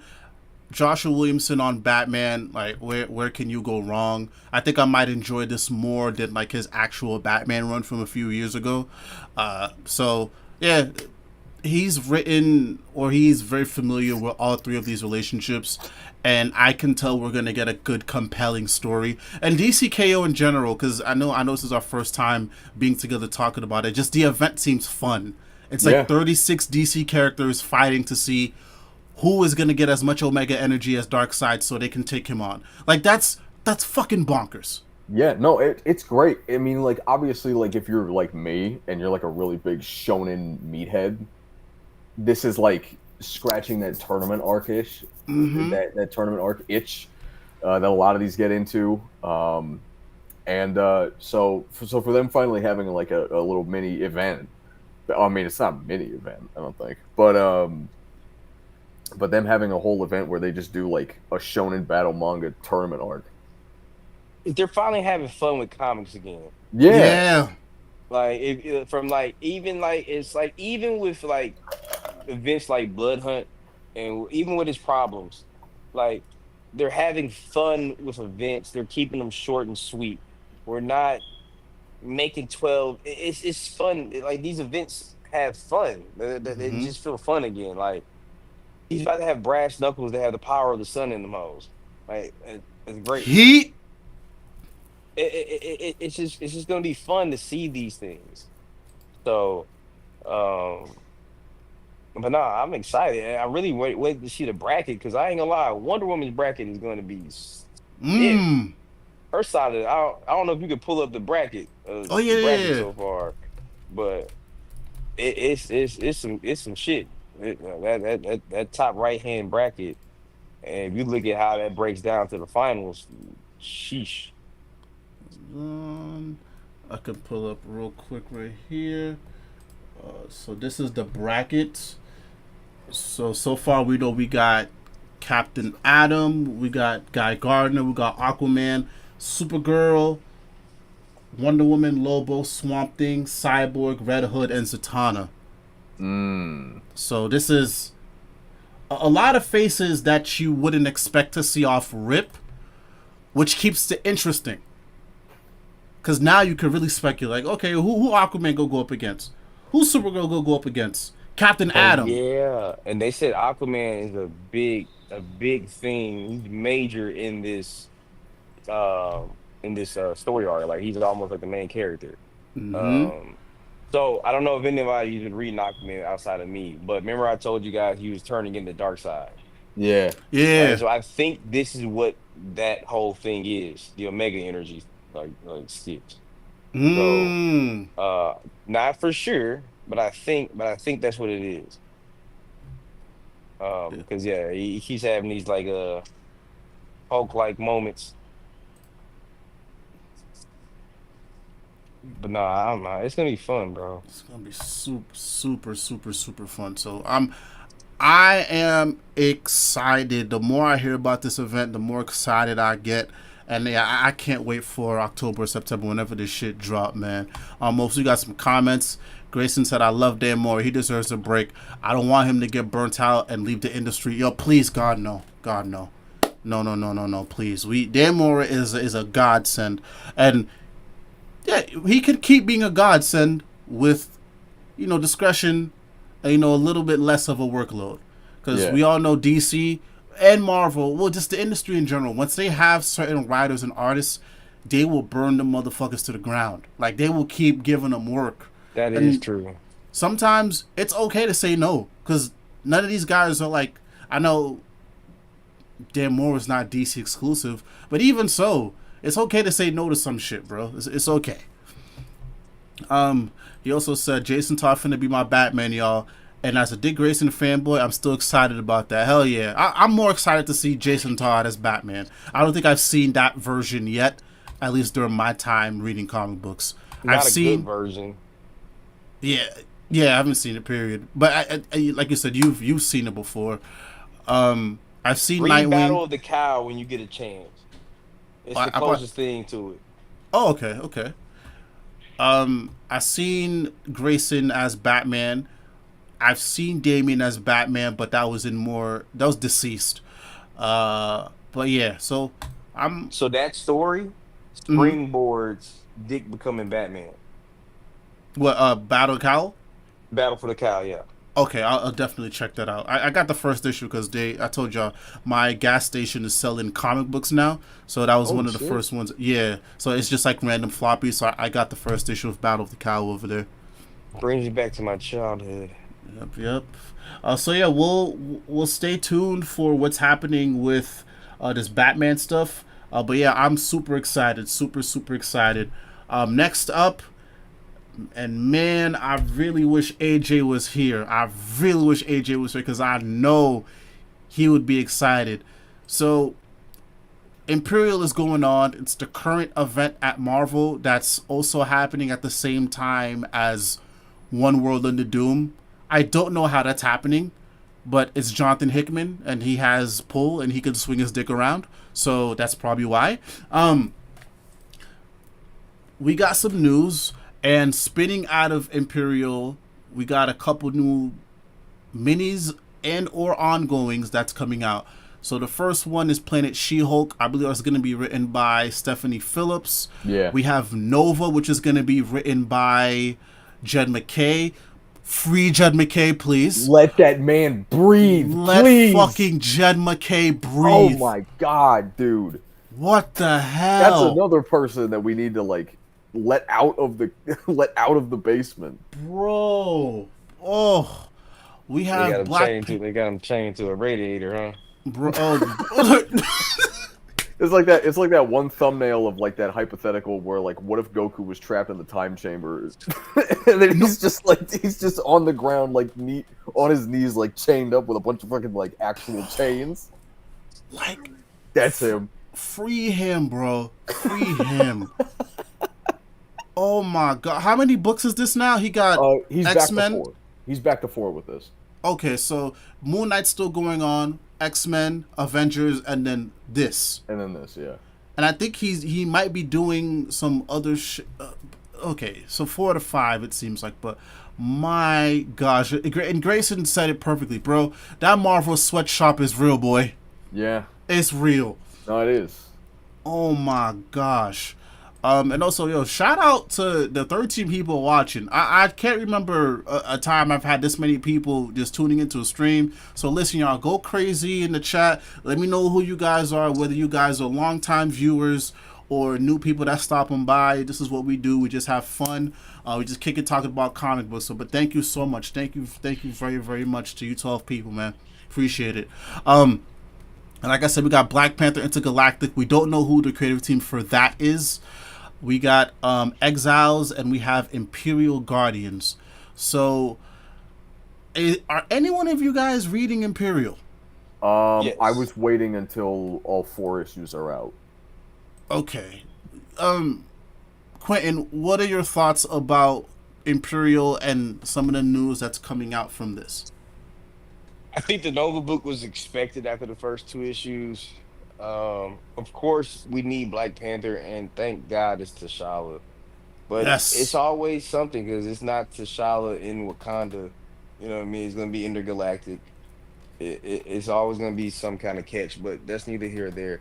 But I mean, we needed some Black Panther content for the main line, so we'll get a mini series. We'll get like maybe a 6 issue or something like that, 4 issues. Planet She-Hulk looks interesting. I'm assuming they're gonna leave Jen behind and have her help rule, or get order reestablished or whatever. I think these are the 3 strongest things. We got to see what Imperial really is. Like we know what it is, but like, what's the fallout, right? Because like you got to think about it. This is gonna connect to that X-Men, the X-Men storyline with Professor X escaping or Oh whatever. shit, that's right. Yeah. So we got to see how that impacts X-Men. We got to see how that impacts Nova. Of course, Wakanda and stuff like that at large. So, like I said, it's Jonathan Hickman, man. I think he needs to redeem himself from the gods kind of debacle, because what the fuck was that all about? That came and went. I feel like I read all 4 issues, and I don't know. I don't remember a character. I don't remember the plot of it. I don't remember anything. It was just like, oh, it's like Gen Z's Doctor Strange in here. That's cool.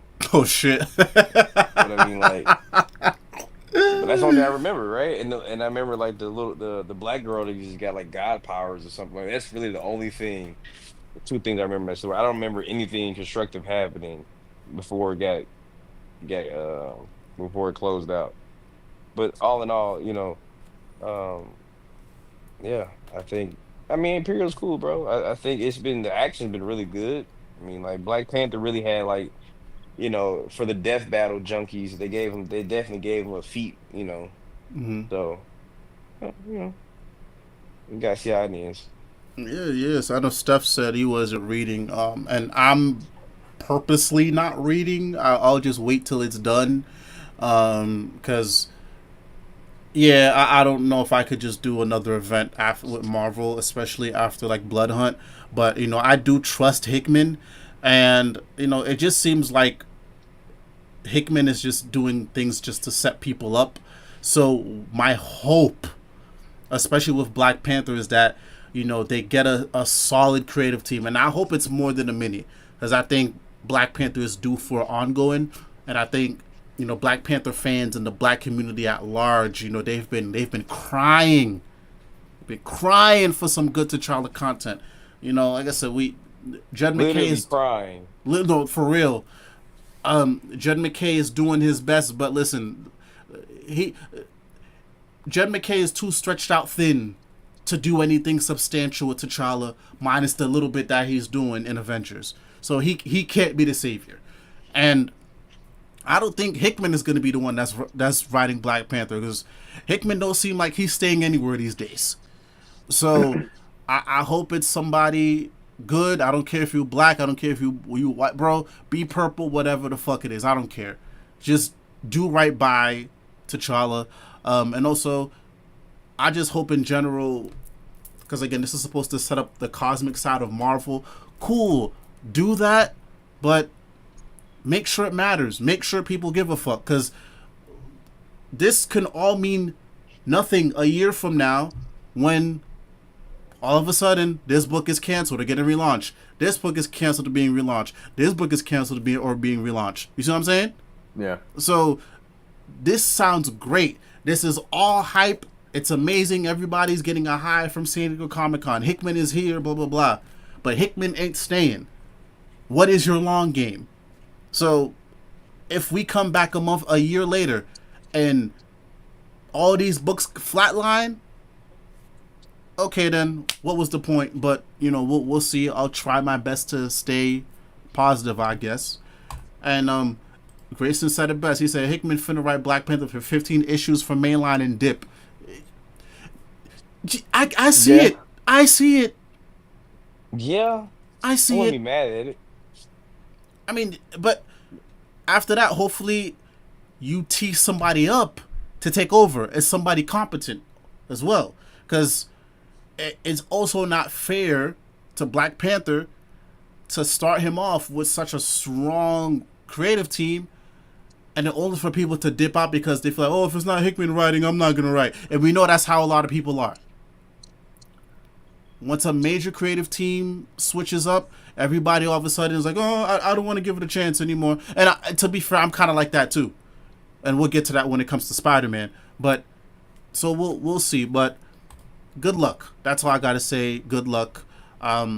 They've been doing consistent with She-Hulk. I know she had the last two books, especially AJ, he was talking about it. They were good. Yeah, they're real good.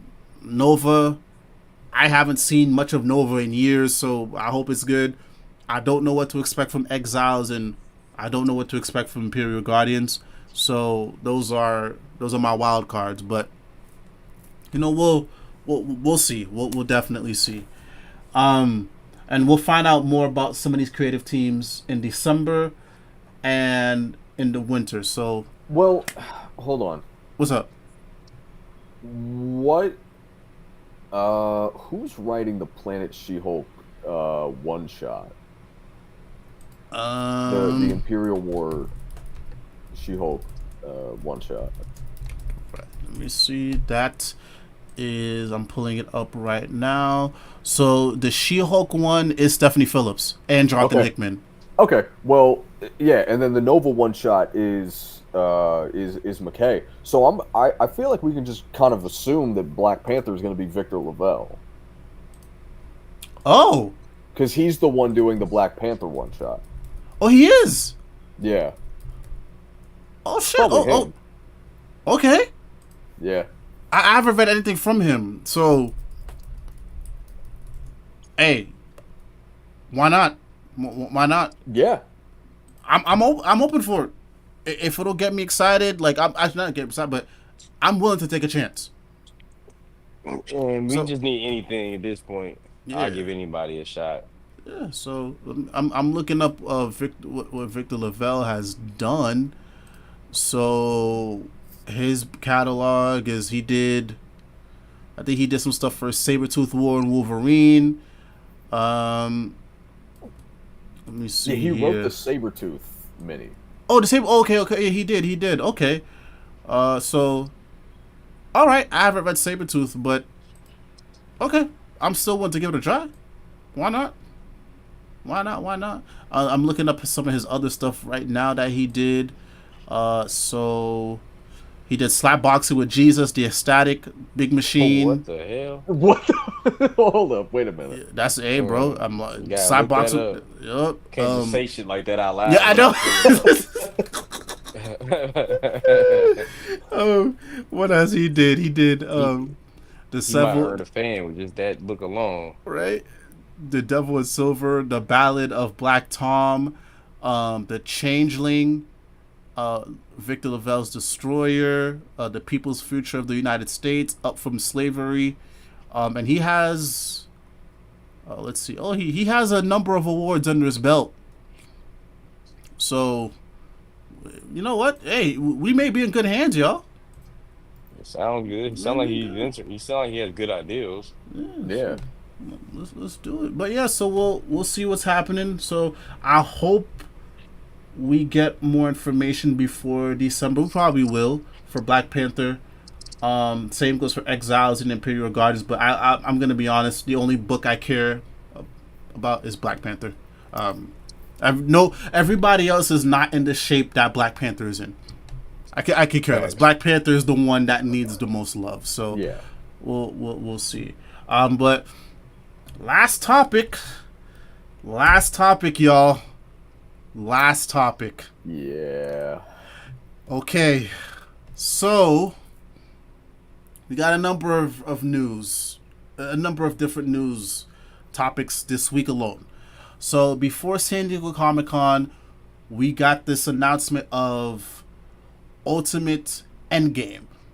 And this is going to be the culmination of everything that's been happening from the beginning of the Ultimate Universe. The maker has broken out, and we are going to see all these characters join together. So we are going to talk first about Ultimate Endgame. Because when this news came out, it came out with the Avengers Endgame poster style and all that. And yeah, Endgame, we think it's the end. And even with the way they were teetering around it on Thursday, it made it seem like this is the end of the Ultimate books. And it also doesn't help that 2 months ago we got that, what I believe is a bogus rumor about the Ultimate books ending. Yeah. So let's talk first about that. This is going to be written by Denise Camp, and the art is going to be by, I literally had his name in the back of my head, and I completely forgot about it. Ultimate Endgame. Jonas Sharf. I'm sorry. Yeah. Oh. Yeah. So that's going to be the creative team behind this. So let's talk about that first. What are y'all thinking? That was a really fucking stupid joke that they were doing, where they were just like doing a bunch of like Endgame iconography. That was dumb. Like, I get it, but I don't like Endgame, so I don't. But other than that, I guess it was appropriate to do it. I don't know. Like, I think like the big thing is obviously, more than anything, it's going to be a lot of these books are having like major creative shakeups. I think that's really just kind of what it's going to be. None of these books are ending. Wolverine is going to end. But other than that, I don't think any of them are going to end. I think it's probably just going to be, the people who are making it now. They're all going to dip. I don't know. A Peach will definitely stay, I I think. hope she stays. I hope she Yeah, stays. she's like the one that I assume is probably going to stay. Like above everybody else. It's pretty obvious Hickman is out. Hill, I don't want Hill to be gone. I definitely don't want him to be gone, but he might. I don't know. For all I know, it could just be Hickman leaving. I don't, like it could be nothing, right? It could be nothing else. Yeah, yeah. But yeah, I mean, we could, we could turn.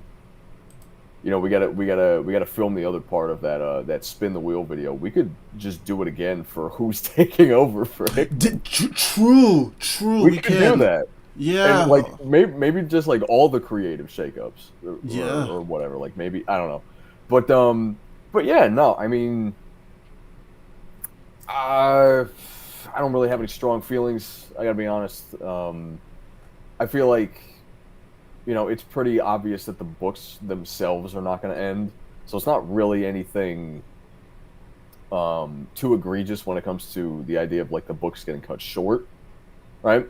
Hill said he wants to do a long Dune-esque story for Ultimate Black Panther, so I think he'll probably stay. Yeah. Actually, now that I forgot he said that.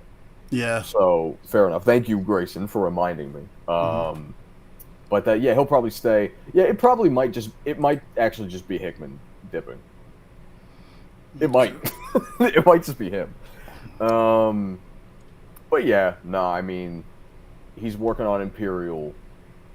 I don't know. It seems like his work is going to be done there soon enough. I don't know. I don't know. It's just kind of like we just got to see what major kind of major shift this brings. Obviously, what living in the aftermath of the Maker, what happens with him. What does the world look like now that they've dealt with him? Assuming that they're even going to deal with him in this. In this way. He might be just like a long-term threat. Like this might be like round one. But whatever it may be, I hope it's good. I hope everybody who wants to stay on the books gets to stay on the books. I know it was one thing, the whole idea of like these books ending at 24. I knew like immediately that was just not true, because it got announced that Peach that like X-Men got picked up for like another 12 issues, like up to 36. So I just like, that was obvious to me that was not happening. So like, yeah, I hope it's her. I hope it's Peach, doing it, and it's not just some new person, because it seems like she's got definitely the most like interesting re-rendition of the X-Men going on, and then you've got the hype moments, the obligatory hype moments in Aura X-Men book. Yeah, I mean, listen, man. No, you're right. No, you're right. Being drawn by Capuccio is honestly just kind of worth it. Like, fuck it. Right, that book is gorgeous, right? It is. Right. It's the whole idea behind the book is just, what if Alessandro Capuccio like drew Wolverine? And the answer is really fucking cool. I don't mind that book existing. I'm gonna be honest. But okay, I've rambled enough. I don't know. It'll probably be fine. Right, Quintin. What about you, bro? What do you think about this? I don't think they're all in. Well, I don't know. I'm of two thoughts. One, I could see in my perfect world of worlds, somehow we have some kind of incursion that merges both universes, and we get some new stories in the main line. and we de-age some shit. But that's just hopeful wishing from a fan. But realistically, I mean, it's probably Hickman leaving, of course. I don't think Brian Hill's leaving. Like Steph said, like he's kind of like midway through his story. I don't see that wrapping up in that time frame. Um, Wolverine's for sure gone. I think Wolverine. I think eventually I could see the mutant stuff starting to fold into Peach's stuff more. Kind of Mm, bring Peach's book a little bit more inclined with a standard X-Men title. It'll still be in her style, of course, right, with those same main characters, but bringing in Wolverine and some of these other characters that we're more familiar with. Um, Ultimates. I mean, Ultimates is a revolving window, so a revolving door. So I think that's going to keep growing. I think we just got to see how the story ends. I'm always going to be about let it unfold and see where it goes type of thing. yeah, I'm. I don't know. To go back to one of your points, so apparently this is gonna affect the 616 too. Oh, there So, you go. that's worth it for the price alone. So I guess I'll see how that plays out. But again, we are gonna have a conversation about just like the current editorial staff at 616. So that's why I'm very hit or miss on how I feel about that. Because again, this is just like the Imperial stuff. This is all great to hear announcements about and great to see in real time. But what is the next year going to look like after that? It will all mean nothing if the editorial team doesn't get their shit together like they haven't, and then it just means nothing. So I'm 50-50 there. Um, as for the book's ending, I think it's a safe bet that Ultimates will continue. X-Men, of course, Black Panther, yeah, Wolverine definitely axed. And the announcement said before this happens, the books are gonna reach a natural collision point. So the books as we know them will probably end, or the main storylines will kind of like be halted so they can handle the maker coming through, and probably will get a relaunch, post maker. So I'm curious to see how that looks, but I think most of the creative teams, minus Hickman, is gonna stay, and it'll just be a new status quo. But the core stories are gonna continue. So now that we got that out the way, I am concerned as fuck about this actual crossover. I'm concerned because right now we have Ultimate Spider-Man Incursion. That is not good, and it's more or less of the same creative team. Like, Camp does not have the voices down for most of the characters that he's bunching together. It feels very discombobulated, and it's not, I don't want to say kind of, the hype around the maker coming back has it's fizzled out because of how underwhelming Ultimate Incursion is. Like, it's not we're 2 issues in. I'm not interested, and also I'll say Yeah. it here. I don't have an issue with Jonas Scarf's art, but is this really the type of artist you want for a big monumental crossover like this? You couldn't get nobody else?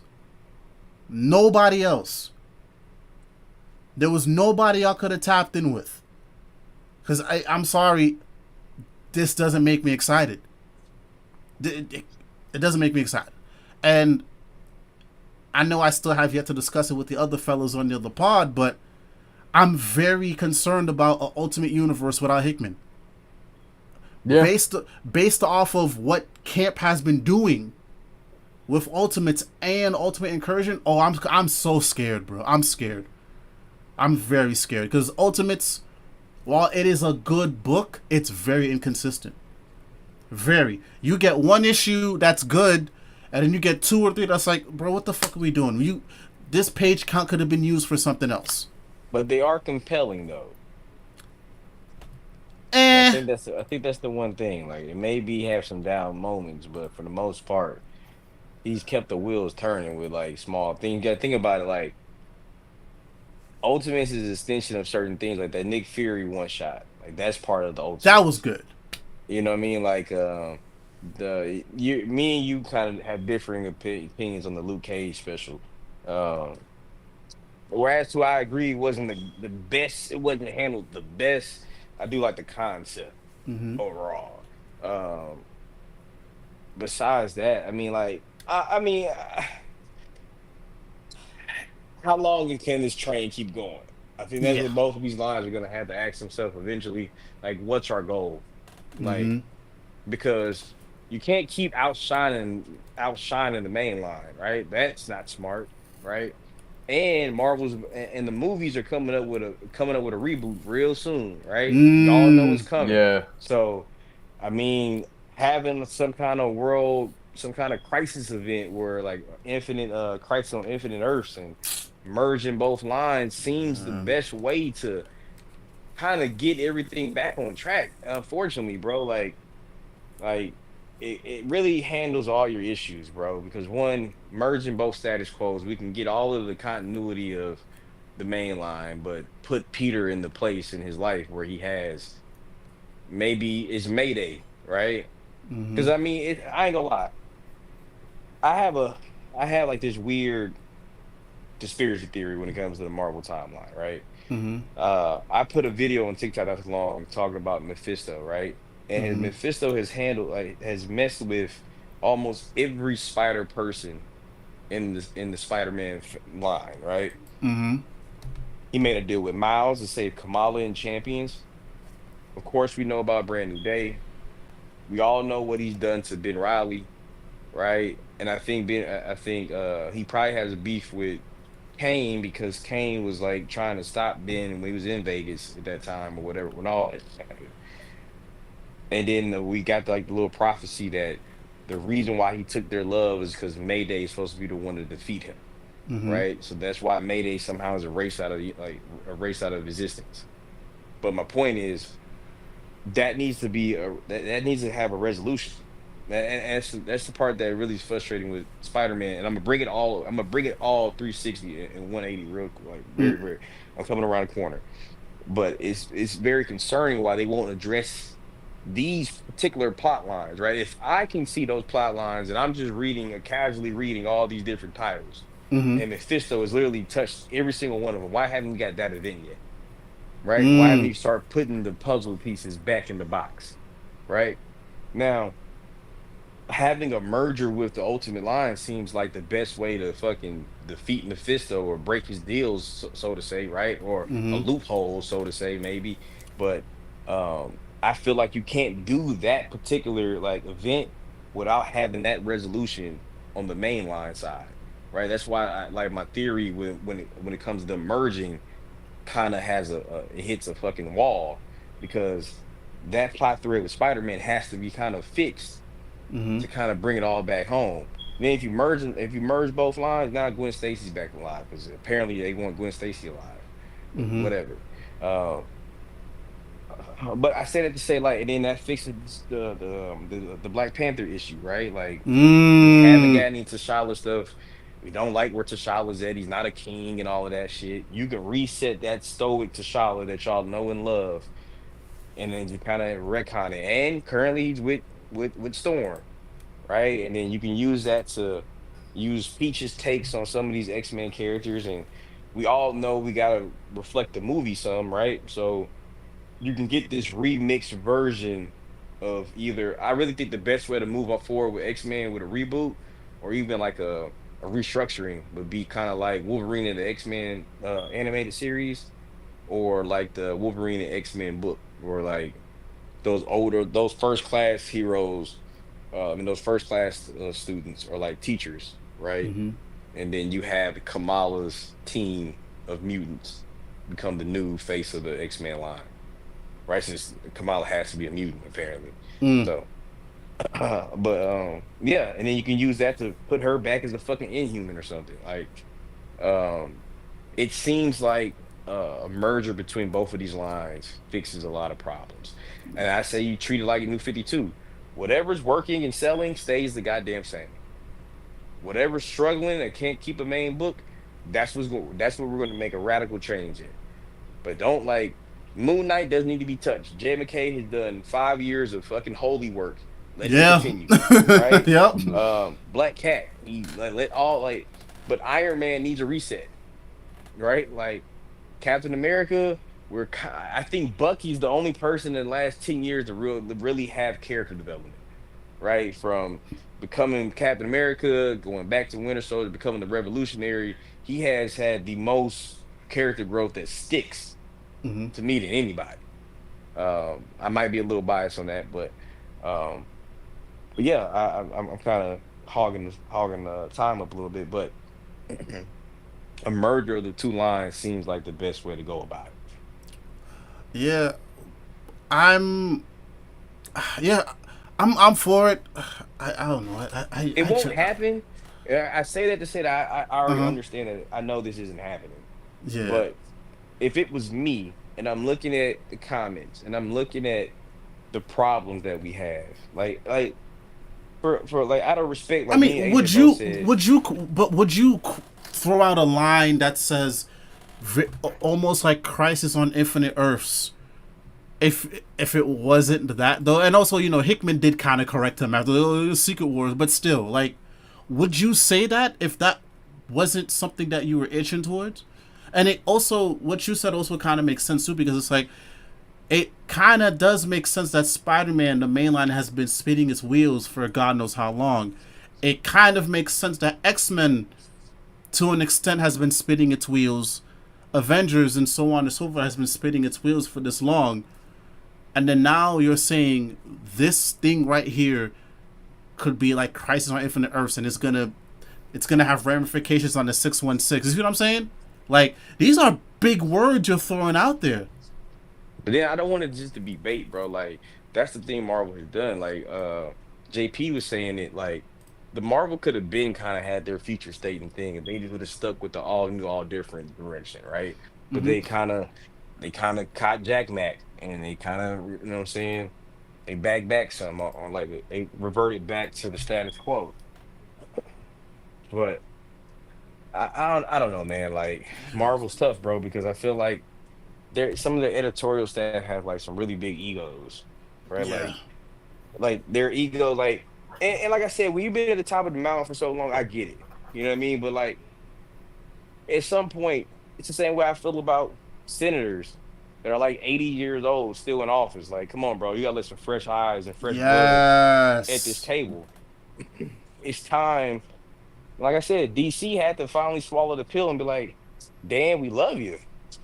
You can come back and write that Nightwing story where you kill him, in about a year. Mm-hmm. But we got to go a different way. We can't Yep. continue with this, and we're struggling on the movie side. We got to Yep. get some fresh ideas, bro. So, and it's no disrespect to you, we wouldn't be here without you, right? So we know that, but to keep growing, we can't keep doing like the ideal that Spider-Man has to be upset, has to be sad, is a weird way to look at the character to me. Yeah. And I understand Peter Parker's all about rising above like grief and guilt and all of that, but he's like 40 now, or should be.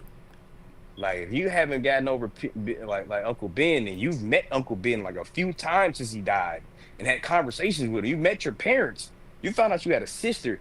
This is not the same Peter Parker Yep. from Jack from the Jack era. You know what I mean? Like it's not, or the Dan or the you know what I'm saying, the Stan era. Like you have to It's let that stagnant. image go. This is very Yeah, stagnant. like Dan Slott didn't spend 12 years on Spider-Man to grow the line for us not to like just to revert back to like, oh well, he can't be with Mary Jane. He's Mister. I See, just can't quite get right.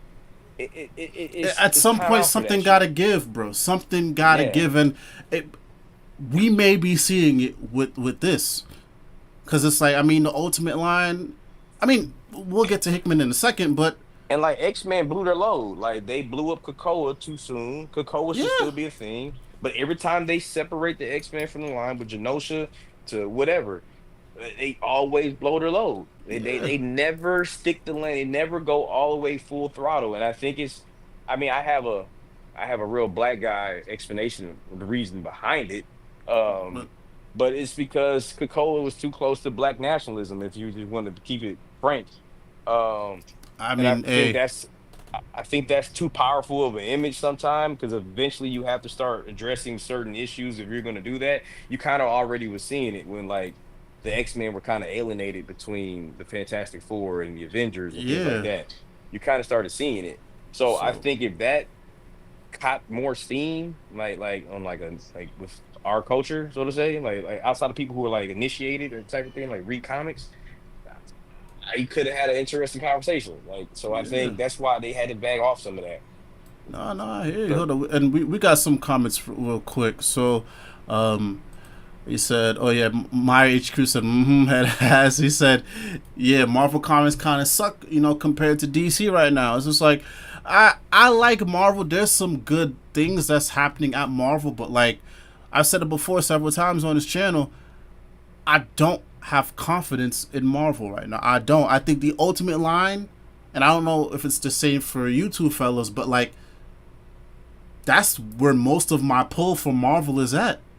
I think no, it is because Avengers was the last mainline book that I was reading, and then I took it off because Jed McKay was spinning his wheels too much. We made the joke about McKay being in the Marvel sweatshop, but no, they got Jed McKay chained to handle everybody else's stories but his own. So respectfully I had to dip out. So that yeah, Ultimate is the only thing. I pull more DC than Ultimates. You'll find it's easier for me to pull a DC book and be like, oh, I want that on my pull versus Marvel. Marvel, every time I look at Solicits, I'm like, nah. Oh, Ultimates, maybe. Everything else is a nah for me. That's how it is. And Grayson said it perfectly. And Grayson, listen, y'all, in a week, hopefully we gonna have that conversation about Brevoort. In a week, we gonna have that talk about the Marvel editorial in general. But stay What's tuned. that Chris Brown song? It's so hard to say goodbye. It's time for him to go. And my issue said I'm a Marvel fan at heart. And KJ said I give up on X-Men titles, but I love Ultimate Spider-Man and Ultimate Black Panther. And I mean, look at the X-Men line right now. Like I've never seen a line so deflated before in my life. Deflated. Krakoa went, and then everything. I think there was some hype in the beginning of this new one from the Ashes, and then it fizzled out. We lose them books left and right. What? It's an event every couple months. People don't care. And then my HQ said, yeah, I like the Ultimate line, but the 616 is bad. Is dog shit. And again, that's why as Quintin talks, I'm more inclined to believe maybe this could be the saving point alongside a new editorial staff. And my HQ said Hickman is the only A-list writer Marvel Comics has left. Denise Camp is becoming one, but it's still too soon. And that's why I said what I said. I like Camp,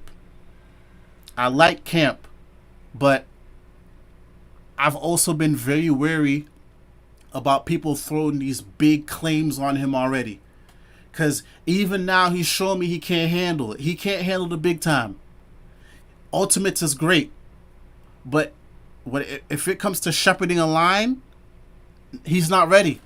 I'm sorry, he's not ready. What do y'all think Denise Camp is ready to shepherd a line? I'm gonna be honest. I'm probably the biggest dick eater in this call. No, probably not. Quentin. Yeah, not too soon.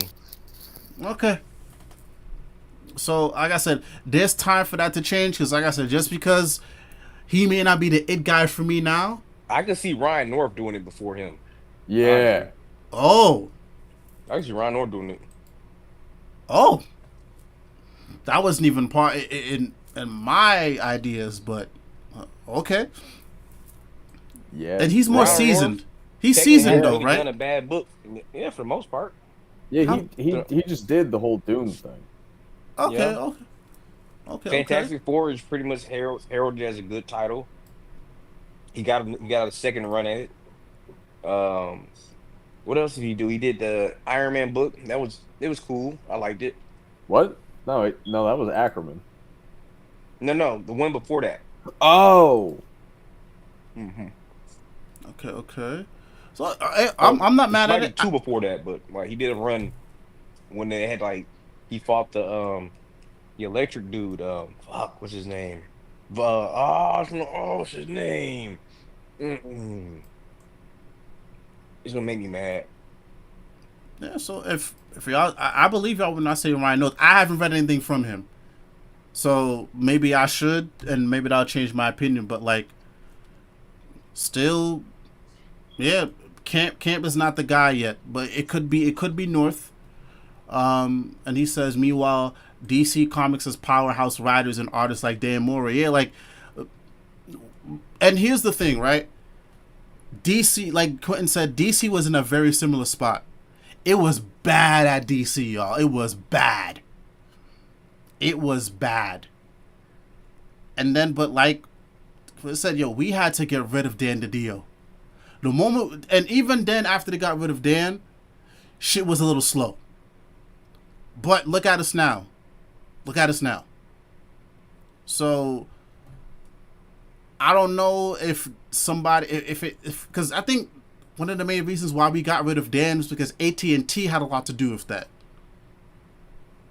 So I don't know what the partnership with Disney is looking like. I know Feige is allegedly the head of comics, but I don't know, somebody above Feige, somebody that actually cares about comics, somebody got to make that call. Somebody got to make that call. He said Captain Marvel. Marvel been pushing Captain Marvel for 12 years now. Hold on there. Captain Marvel, not all those runs are bad. All right? I got 2 of them right here that I haven't opened yet. oh, of course you do. That's crazy. Stock. You just buying book, not even reading the shit. I know. No, but Ro is right. The last Captain Marvel. So the thing about Captain Marvel is this. Let's be honest. Let's have an honest conversation for 2 seconds, real fast about it, and we'll move on. It's hard to market her because, for all intents and purposes, the Miss Marvel that we all know and love isn't. I don't have any words to say that couldn't be misconstrued as being negative. But the version that you see that's marketed as kind of like more aggressive and assertive one, right? If you go back to like her time as Miss Marvel, it was there. You have every goonie, whatever they call you guys nowadays. Gooners. Yeah, Gooner. There you go. That love that version, but I don't even think about her in that way because I always think about Marvel's Mightiest Heroes, right? In that cartoon, because she was like awesome in that cartoon, right? And the costume to me isn't overtly sexual. It's no more sexual than Wonder Woman's, and it's just about like I don't know. It's just like Punisher in a way. Like you can't market her like Carol should be sexy. That's why I never really kind of like connected with Brie Larson because I don't think Brie Larson is very attractive. She's not ugly, but she's not an ugly girl at all. But I just don't think I never saw Carol Danvers. Right? I see the Carol Danvers with the short haircut and buzz cut. If you get my drift, but the sex appeal's not there.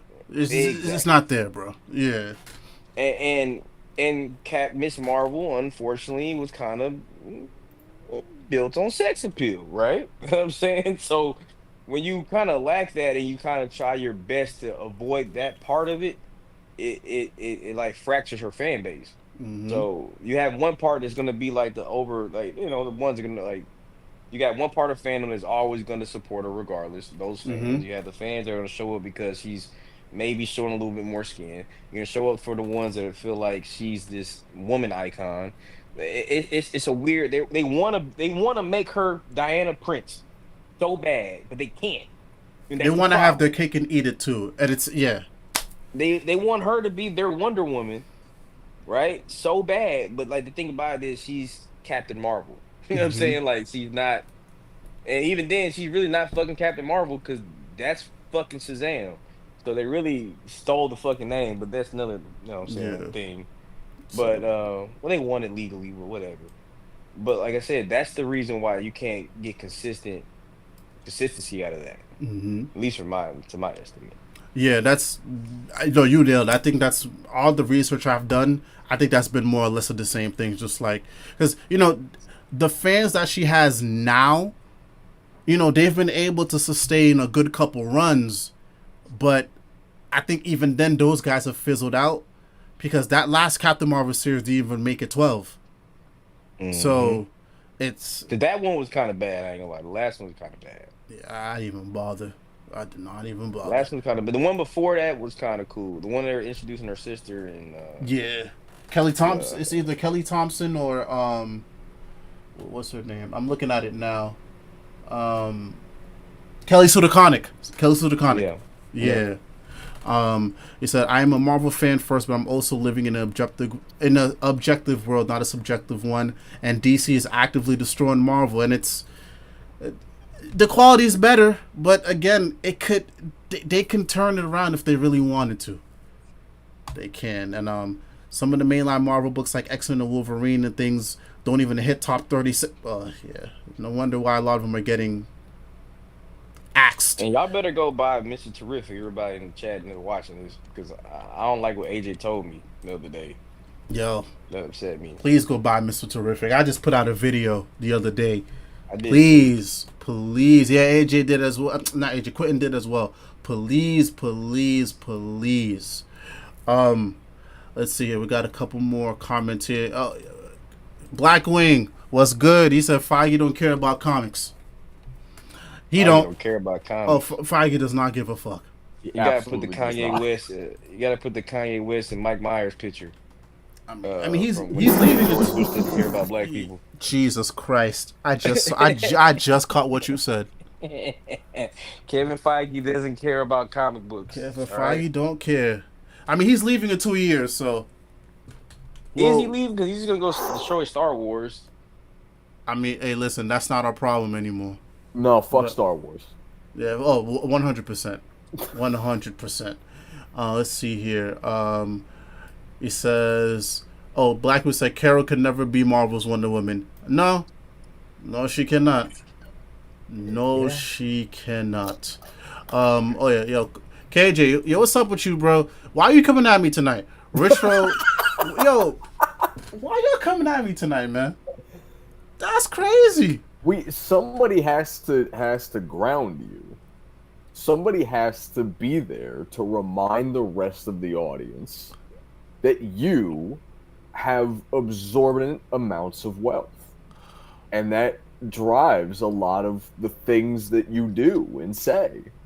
Oh my gosh. I just just- the amount of wealth I have is just enough to sustain this channel and just live very peacefully, okay? You think it's not cheap running this channel, y'all. It's not cheap.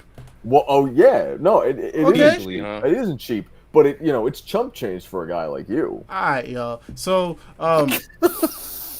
so last but not least, the last bit of news that we got, and we might have just already kind of brushed over, but yeah, Hickman is off of Ultimate Spider-Man. He's leaving issue 24, and he claims that this is going to be a tee-up for future storytelling.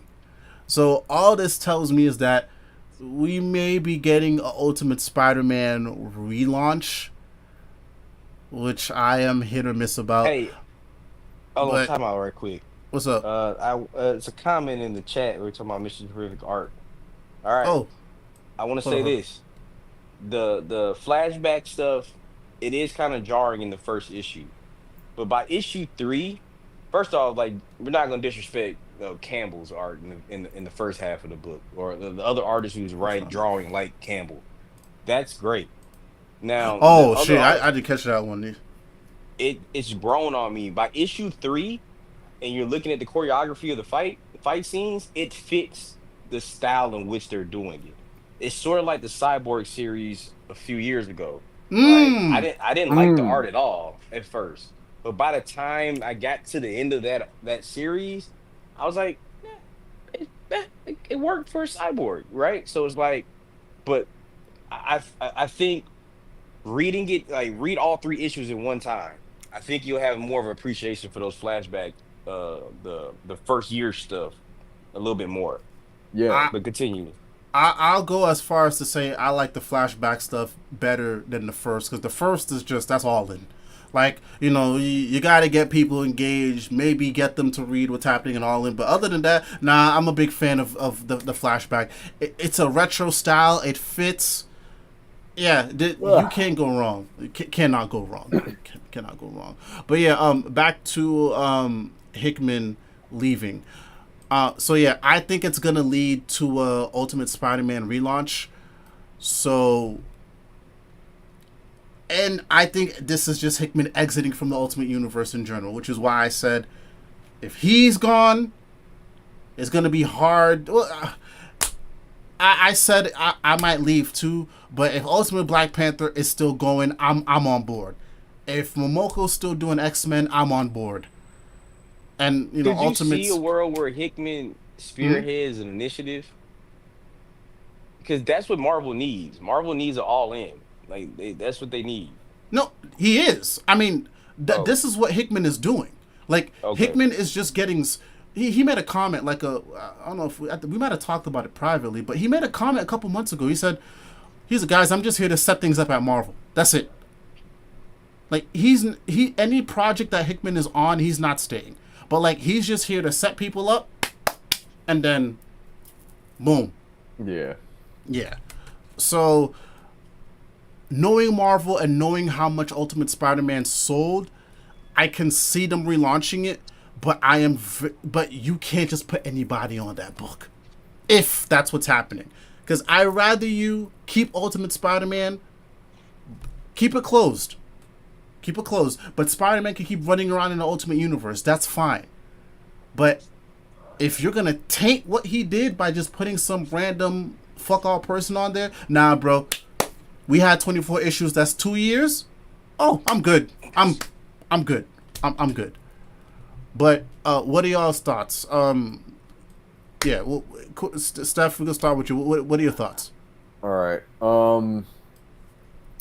I mean, obviously, a lot of the problem is going to be alleviated if the person after him is like absurdly talented, right? Like it could be somebody, crazy.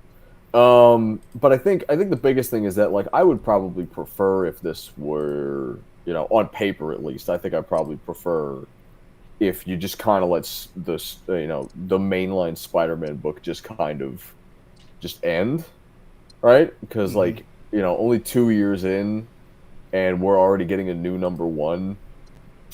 Um, Allegedly. allegedly. Fuck all that, really. Um, but the unfortunate part is that Spider-Man is Spider-Man, and you can't let him die. Mm, You can't let his book die, at least. So the only option at this point is that he does relaunch with a new number one. It could, by the grace of God, be issue 25. They just keep going. But with how obsessed they are with new number ones and having, a new number one every new creative team, sometimes you'll have the same creative team and they just have a new number one. With how obsessed they are with doing that, there's no mm-hmm. way that this isn't going to be a new number one. It sucks, but I don't know. It all really kind of depends on how it ends, I guess. Yeah. I prefer in general just that it ends on Hickman's own terms, but he initially wasn't going to write this. It was going to be Zdarsky, and obviously he's got the attitude of being the guy who sets things up, so I'm sure he's not really too broken up about the idea of leaving and somebody taking the book in his place. So he That mean probably made a Chip's gonna lot be of the writer? it was going to be him. Yeah. But Yeah. Chip said he's not touching Spider-Man. He refuses. Yeah. But I'm sure he made a lot of his decisions that he was making during this book with the idea that somebody was going to take up after him anyway. You know, obviously I'm not in his head, so I don't know that, but, you know, when he's got the mindset of, I'm just here to set shit up, you know, I think,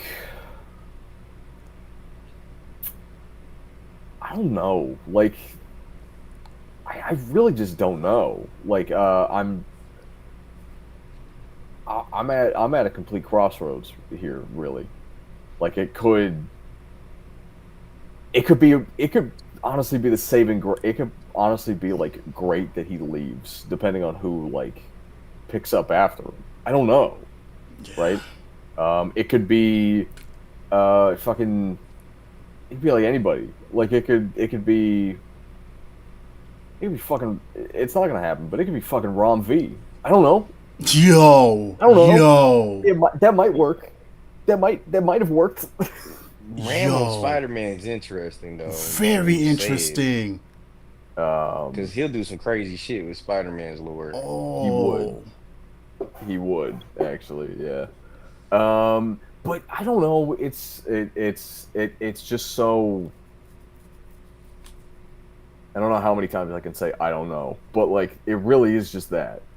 It's just kind of like, you know, hats off to him. But it's just kind of inevitable that somebody takes up after him instead of the book just ending on its own terms. it made way too much money. That's yeah. That first issue, how many printings did we get? Like 8. God damn. Or something like that. I don't know. If you didn't get a copy of Ultimate Spider-Man 1, you missed out. Yeah, you did. That's good money right there. You sitting on a gold mine. I got a first printing. I might actually just get. I might be swimming in Scrooge McDuck dollars by the time, 10 years from now. Who knows? And that's the only reason I'm like focused on like getting every single one of this run. To be honest, if there's ever a collector mindset, it's definitely on this Ultimates line. Yeah, like as a whole, for sure. But yeah, I just hope it all works out, I guess. Yes. What about you, Quintin? I don't know, because Marvel never does. Marvel has such a fixation on like diverting expectations so much. I've said it before. I mean, it's Hickman, bro. That's another reason why I don't give Hickman as much credit as a lot of people do, because people love to shout how great he wrote somebody, like AKA Black Panther, but it was only for like a year or like 6 months. It's never like a long-term run to really see him flex his chops. Like, say what you want about a Scott or a Tom King, they're putting 100 issues in. They're doing 10 plus different arcs. You know what I mean? Like, they're actually pushing the thing. They're not doing 4 issues of the gods and then all of a sudden he just stops. You know what I'm saying? Or or leaving after 2 years of establishing the universe. Now I get it. Like, leave while you're on top. You know what I'm saying? Like, I definitely get the mindset. But it is tough when you get used to a writer, like, and you kind of want to see what like he does. You know what I'm saying? Like, unless he's pivoting to another Ultimate book, it'd be disappointing because he really doesn't have a big book load. I mean, is he writing any of his creator-owned stuff currently? I don't think so. That I don't know. I'm not tapped in with his creator-owned stuff. I mean, what other book? I mean, that Aliens versus the Avengers wrapped up. Oh yeah, he's not writing that anymore. Only book he really has active that I know of is Spider-Man and I guess Imperial, right? So, and Imperial's a short series, so I mean, like, he has to have something in the tuck, right? I mean, logically, he feels like eventually he's gonna become an editor. I feel like eventually he transitions from writing to maybe being a head editor for a line or something like that, because he seems to be like that kind of managerial type of person, like, the teeing up, like there might be Bridoff's Tom's eventual replacement, hopefully. Hey, so many years from now. But I mean, like, just I mean, it is what it is, bro. Everything had to come to an end eventually, especially with it outshining, you know what I'm saying, Amazing Spider-Man. Like, we gotta taking him off the book naturally makes that book dip in sales a little bit, Mm-hmm. which means Spider-Man Amazing is going to go into rides up some maybe, right? Mm-hmm. So and it's less spotlight. Like we're not talking about the main line. If we're talking about the main line, is we're trashing it. We're trashing Venom. Like Mm-hmm. you know, bringing this topic up just leads back to the fucking main line, bro. Like it's just Yeah. it's so directed. It's so directly tied to the main line, bro. And that's the problem because I can see a merger happening, bro. Because goddamn, I just saw two versions of Gwen Stacy merge a month ago, right? Yeah. Like, and the fact that she's alive, like anything is possible at this point, bro. Like, Mm-hmm. uh, we really don't have a direction, bro. Like, we haven't honestly had a real. We're just being 100% frank. We have not had a real direction for Spider-Man since Miles came over to the 616 Yeah. universe. We So haven't, bro. Like we haven't. As soon as Miles got here, bro, and now that we got Bailey too, Spider Boy, like the continuity of how shit kind of lines up and flows there's just seems none. so messed up. Yeah. And then you got like these cartoon series that like kind of start from the very beginning with all these characters active. You know what I'm saying? Like actively involved, and they don't do a good job at it either. But like the massive, like the young fans grow up on that, so they Yeah. think Gwen Stacy's alive. They expect Gwen Stacy to be alive, especially with Spider Verse being a hit. Like, and that's why you're forced to do these things. That's why I think DC's is such a good place because they're very secure in Mm-hmm. what they are and who we are. Like we can have movies, and we don't have to change our comics. The Yeah. comics lines have been here since the 1940s, and they're going to continue to do what they've been doing. Yeah. They won't have major impact from the movies outside. Maybe we might change the suit to match this. You know what I mean? Or maybe we might update a hairstyle or give Aquaman a hook hand or some shit like that, Yeah. right? It won't be anything major like origin wise, It's right? like because I don't mean to interrupt, but DC will do little things to tie up with the movies, but it's just more aesthetics, more aesthetically. Marvel will literally make grand changes to a character just to match the movies, and they do so with this old ass idea that people who watch the movies will flock to the comic book shops. But hey, newsflash, guys, you guys don't tell people to hit the comic book shops. So why are you tinkering with things that OG and seasoned comic book fans are used to appease people who are not going to the shops? That's a They're not even lot going of to the reasons. theaters. They waiting for streaming, and which is even crazy. I spent Yeah. $40 at the movies to go see Superman and Fantastic Four, respectfully. And my homie just to say, man, don't tell me I don't care about the ending. I'm gonna watch it on streaming anyways. What the fuck? You know what I Yeah, mean? it's Like, but anywho, yeah, it's them folk don't care. There's no trickle down. If there is trickle down, it's very small. That's how you get people like me who, oh, I saw some shit on TV. I want to see what's gonna happen in the comic books, but it's not. That's not the case. So for them to make all these grand changes and whatnot, fuck up the continuity. That's why we are where we are today. So and honestly, it's disappointing. So, and even with Spider-Man's case, it's just like, all right, now so we're losing arguably one of the best Spider-Man series in the last, I don't know, 15 or 20 years? Maybe. I could be wrong. Maybe 10 or so. But what are we going to do now? Seriously, what are we going to do now? Because we said it not too long ago. If this person does not match up to Hickman, it's going to be it's going to be an uphill battle, on top of the fact that we may be relaunching all these books from number one, which is something we are already tired of. So I get it. disconnect and reconnect on. Not so good. So I get it. Hickman is your guy, but Hickman don't seem like he want to be the guy. Hickman just wants to sit back and kick his feet up, and it does suck. Because yeah, it shows. You know what? Maybe I'm not. It doesn't show consistency. But I think at this point, Hickman, in his defense, is very seasoned. Hickman has done work for Fantastic Four. He's done work with Avengers. He's give me some. Hickman's done a lot, and I think he's probably burnt the fuck out.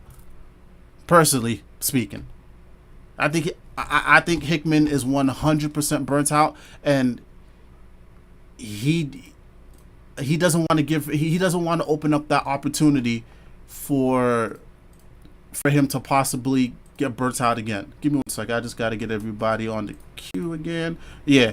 So I think Hickman's burnt out, and I think he just wants to leave. That's where I stand. Hold on. We got you back in queue. The queue? Okay. But yeah, the queue's got some connection issues.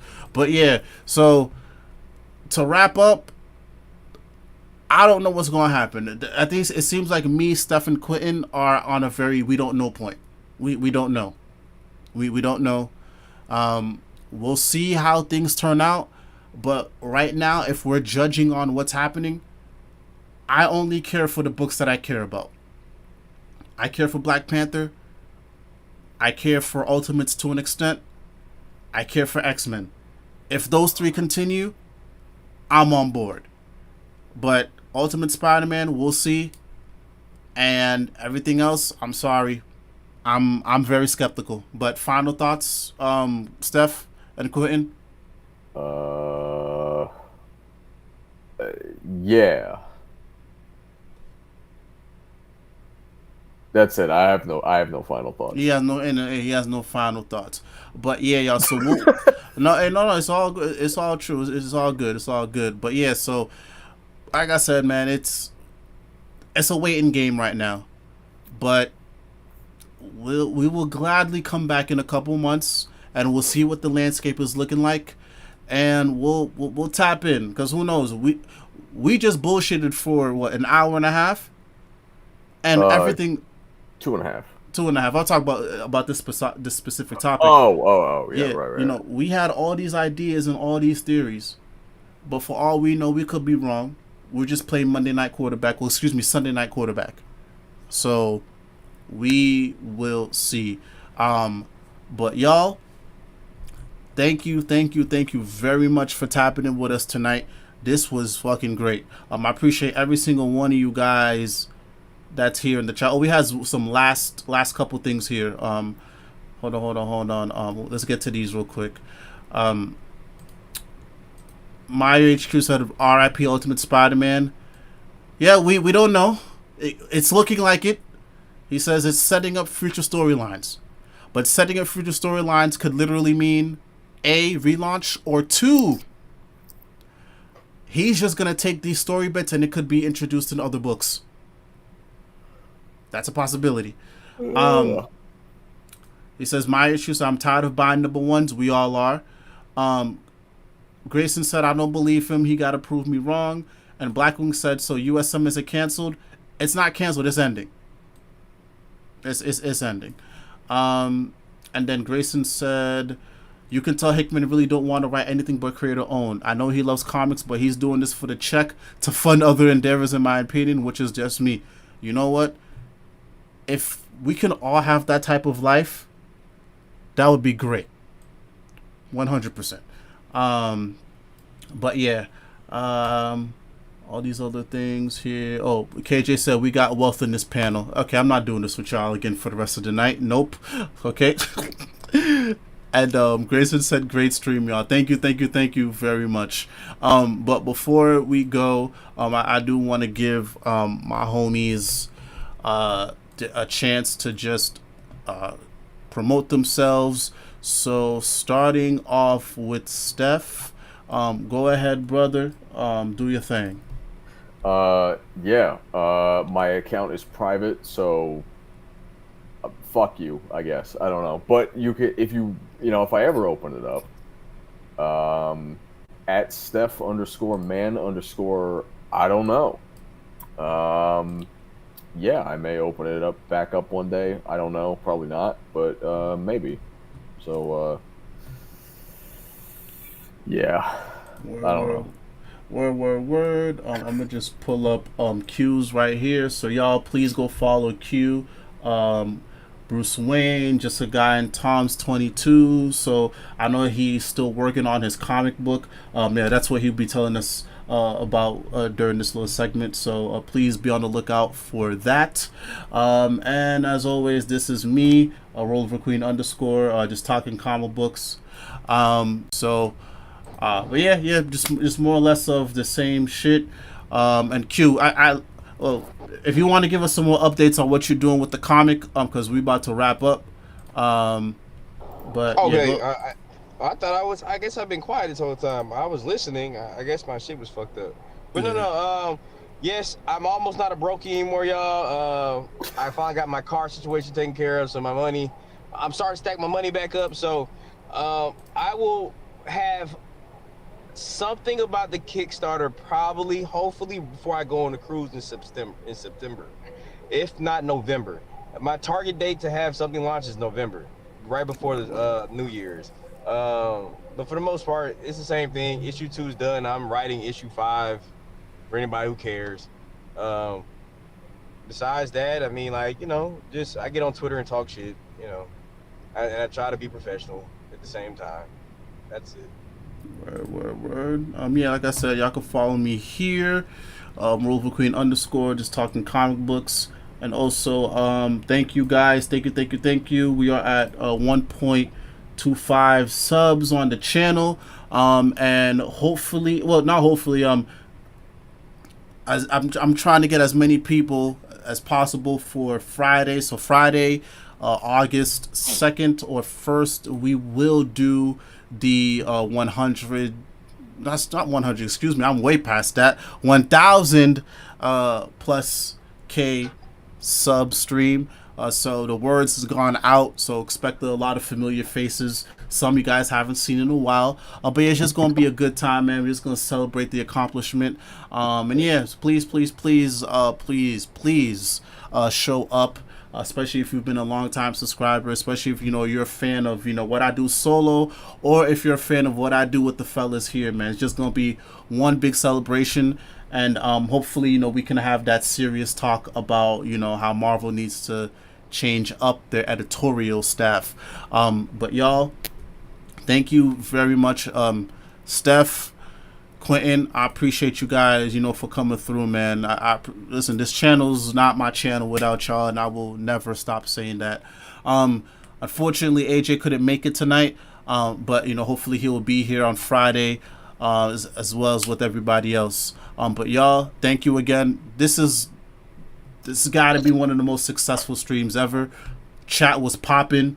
We got 11. I think we topped that, like, what, 13, I believe, which is amazing. So y'all, if y'all want to see more of this, especially on a consistent basis, we'll try our best. But again, if you really enjoyed it, man, let me know in the comments. Hit that like, hit that subscribe, and we'll do our best. All right, y'all. So much love, much peace. It's your boy Roliver Queen with Quintin and Stef, and we are out.